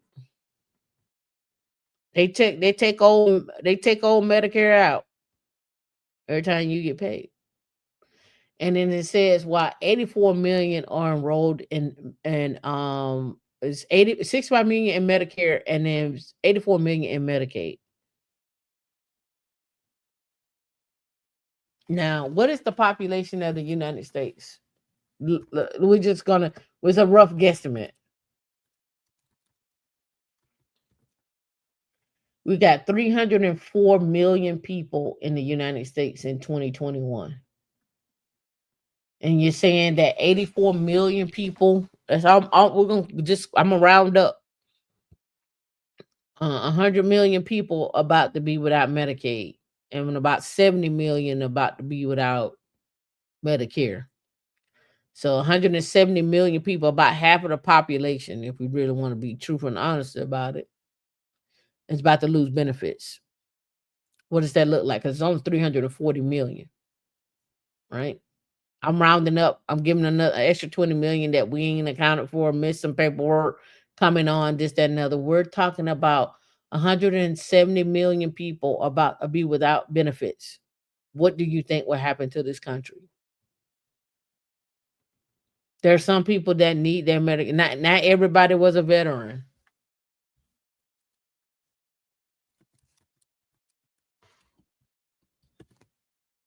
We only have 16 million veterans. We only have 16 million.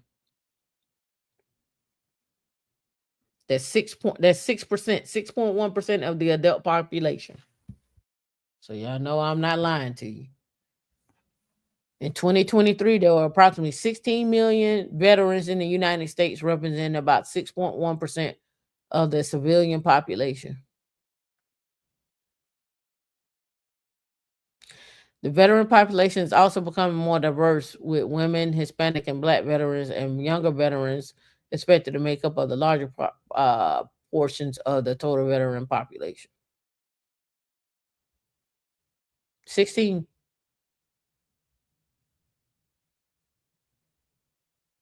Then you saying you're gonna take half. You cutting out Medicare and Medicaid, bump that, right? You cutting that out. What are you gonna? What benefits are you gonna get those folks? Some of the people rely on that. Some of them are not military vets, so they can't rely on anything else. So now what? So I'm just putting out there to you what it could look like in the future, right?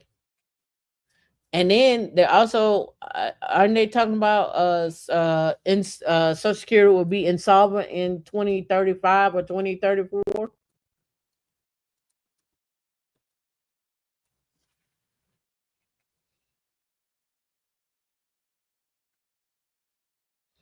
It says the trust fund to become depleted in 2033. The combined OSI and disability insurance trust funds are projected to be depleted in 2034, 1 year sooner than previously. And the DI trust fund is projected to remain solvent through 2099.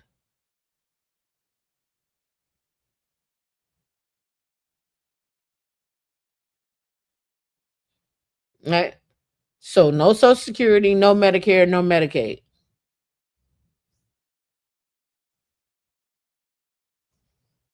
He's like, Tameika, well, people just go live off for they can apply for long term insurance. They can get long term insurance. Okay.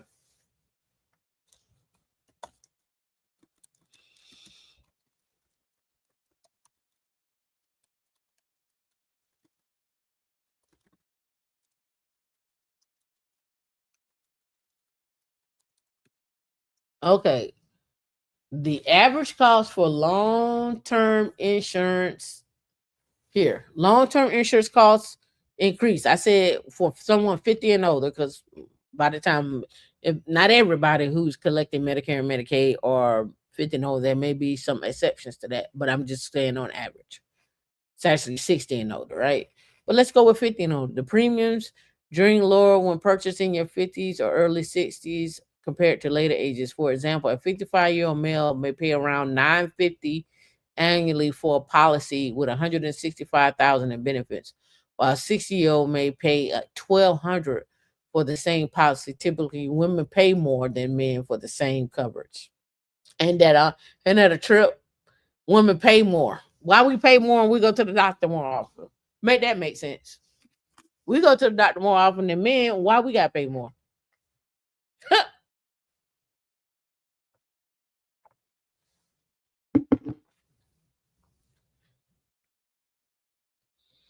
So it says the cost annual premiums for 165,000 is 950 for a 55-year-old male.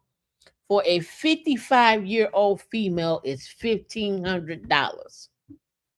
Imagine that.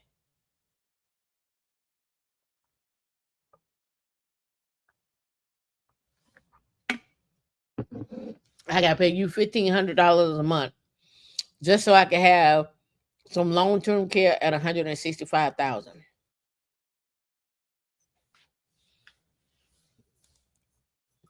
Does anybody know what long term care is? Do you know what I mean when I say that?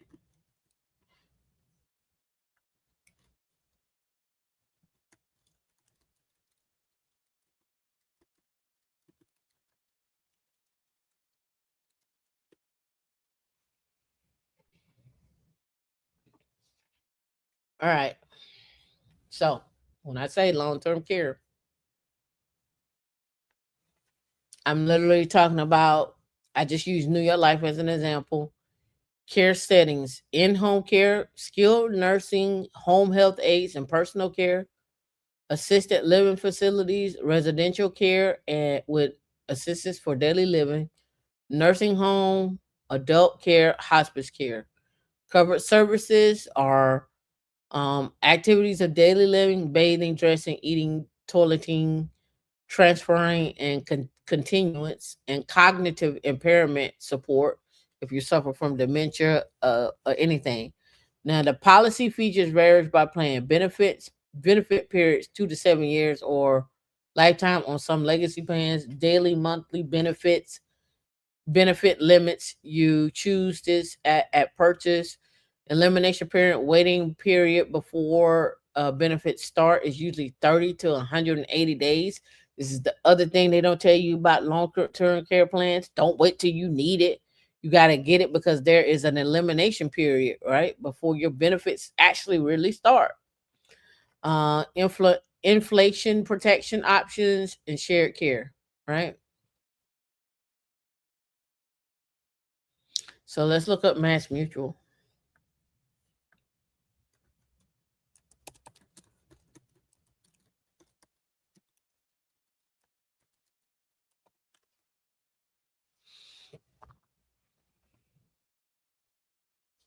Traditional long-term care no longer sold. They discontinued it in 2021. They got out of the game. They said we ain't doing that no more. All right. Let's look at Prime America. I think I did it right. I think that's right.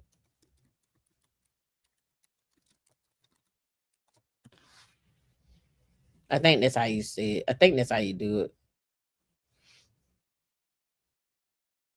Let me get it right. Because I spelled it wrong. I don't know how you spell it.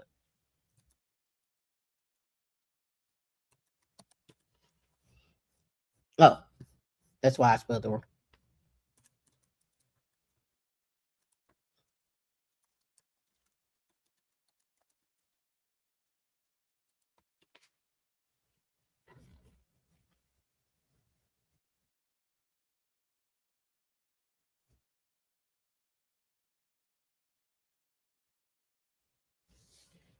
Let's see. Isn't itself an insurer license, blah blah blah, through Genworth Financial.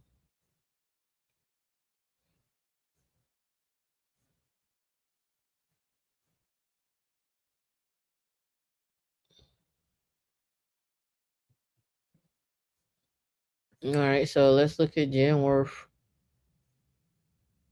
and I think everybody does this outside.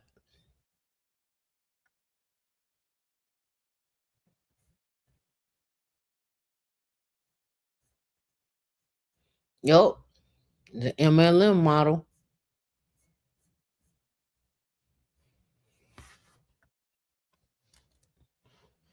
And let me read this right here. You said, so where does one start in regards to getting the AI back? I mentioned my last string. I'm building AI agents, but is that enough? I don't know if that's enough. I would go down and look at I would go look at a curriculum. Just looking at it. I ain't saying buy one. I would go look at a AI curriculum, and we can do that now.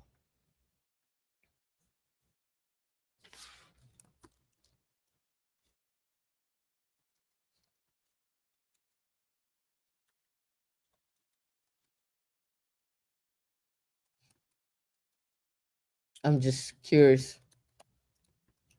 What does the AI curriculum look like at Stanford?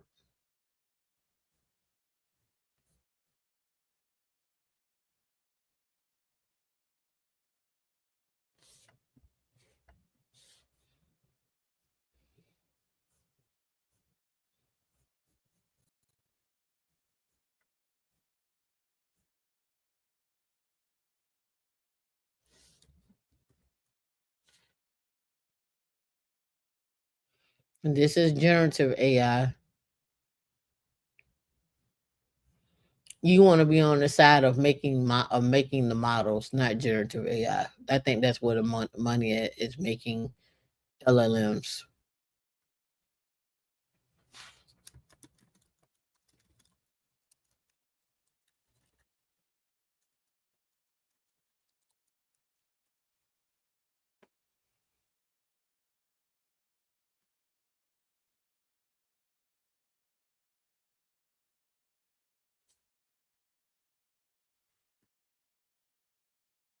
Got Databricks,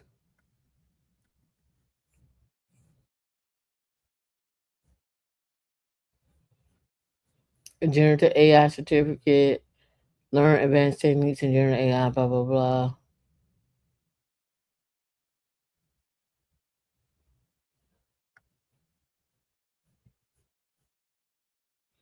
Talked about natural language processing. We talked about that last week.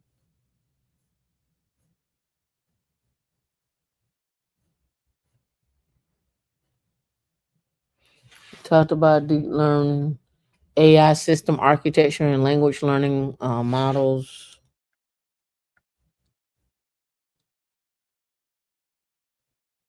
Let's see what Carnegie Mellon is talking about, and then let's look at NVIDIA. All right, so here with Databricks, build custom LLMs in days, fine tune and train your own LLMs. Um, this is on Databricks. It don't give me like the curriculum for it, but probably can sign up and get it. Here, this is AI system architecture and large language model applications. This class starts up in it's actually course is closed. Starts up in July the 14th through the 17th. So 3 days, 4 days course, $4,200. Learning outcomes, deepen your understanding of AI system architecture, building data blocks needed to design LLMs, acquire the tools and skills and strategies to successfully deploy LLMs. Participate in a hands-on project where you would design and implement an LLM application and then to present it to AI practitioners. But they don't give you what you would what courses what you would be doing. Let me see. I don't want to download it. Who should attend? System engineers, technical leaders, product directors, team leaders, researchers, entrepreneurs. Now this is at MIT. Over at Carnegie Mellon, cutting edge curriculum, July 16th to July 30th. You get theory, data representation. Um, Looks like it goes for 3 semesters there. So you look like you'll do language model, large language models, multimodal, and large language model systems. Meet your professors. That's on the computer science. And then last but not least, this is NVIDIA. So NVIDIA has a set of classes that you all can go out and take. I did a show on this a while ago about the classes that you could take. Um, you can start with generative AI for free, right there. You can hop into deep learning. You can get into deep learning, getting started with deep learning. That's $90. This one is 500. And AI for all basics, and that's free. Then you get into application specific stuff, which is instructor led here, building a transformer. But remember, I talked about this last week. What are the different outcomes for this? Let me um yeah. So here it is right here. I talked about this last week, right? Let me back out a little bit here so you can see. All right. So again, when you're talking about a transformer, how's it going? Input, encoding, transform, decoding, output, I'm doing fine. That's generative AI. Here with deep learning, right? We're doing again recognition, neural networks, trying to identify things, right? Whether it's just a bird or what have you. And then your machine learning comes in different levels, right? Supervised, labeled, unsupervised, and reinforcement learning. And then they talk about that. And then they talk about AI as a whole, right? With natural language processing, computer vision, cognitive computing, so forth and so on. And I then brought in um hold on. I then showed you all this one last week. Blow it up some more where we start talking about your computer vision, your LLMs. I talked about this the other night with AI infrastructure. Here is where you're talking about AI agents, autonomous systems that perceive, decide, and act. All right, that's what you're doing there. But then your transformers, a self-attention based architecture powering modern AI models. So then you're in the transformers phase, but then you also have the supervised phase where we're talking about machine learning and so forth, right? So then I would encourage you all to study this. I don't know if I downloaded this or not. I gotta go back and look because I'm a part of this community. I'm not sure. I gotta double check. Oh yeah, linear, all of that clustering algorithms, statistics. Yeah, but you can get away with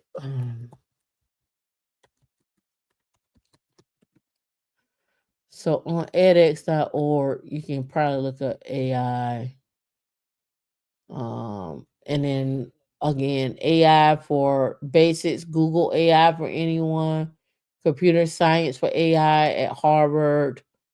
Again, this is hard, generative AI program at IBM.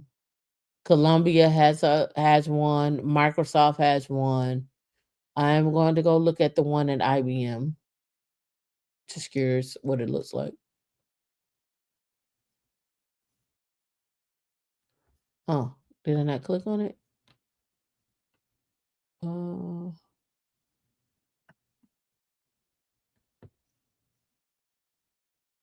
hmm. Let me go here.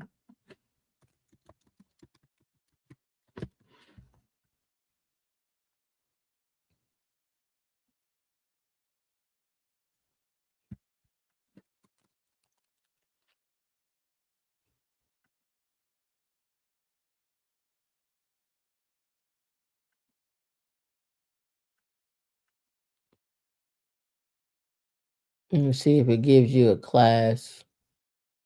I'm looking for the class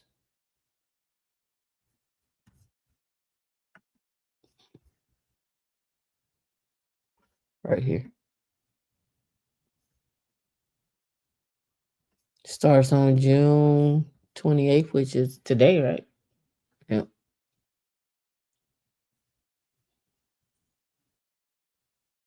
You get a certificate. The courses that you're going to go over are machine learning with Python, introduction to deep learning and neural networks, deep learning with Keras and TensorFlow, introduction to neural networks, deep learning with PyTorch, an AI capstone project, generative AI architecture, generative AI models, generative AI language modeling, generative AI. Like there's a lot of classes here. It's 13 courses. 13 courses. Let me see how much. Oh, enroll for free starts June 30th. So you can go and enroll for free. 4 months at 10 hours a week. Learn at your own pace. That one is free.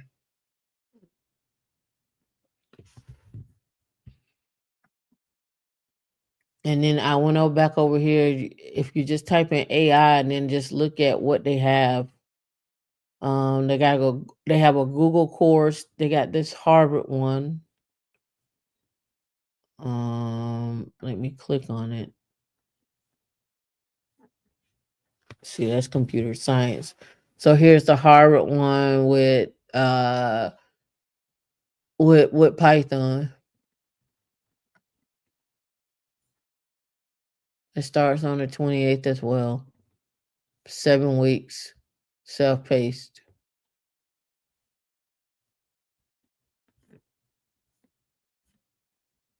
Um, no experience required. So I guess it takes you from the beginning all the way to the end.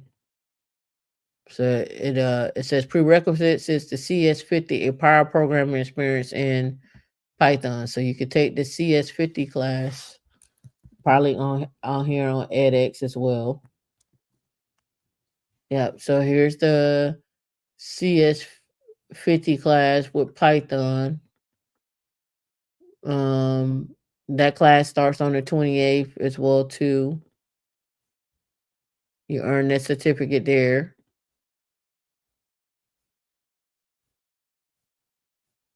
And don't go through and tell you what the class, what it is.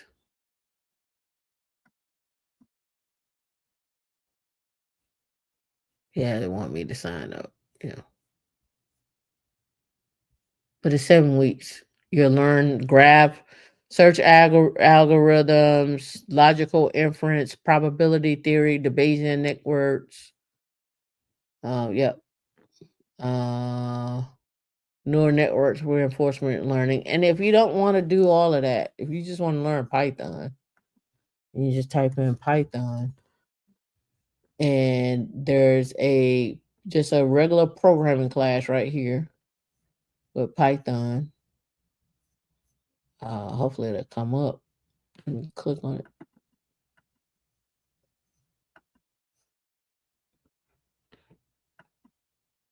I don't know why it don't come straight up. They're still giving me that one, but it is what it is.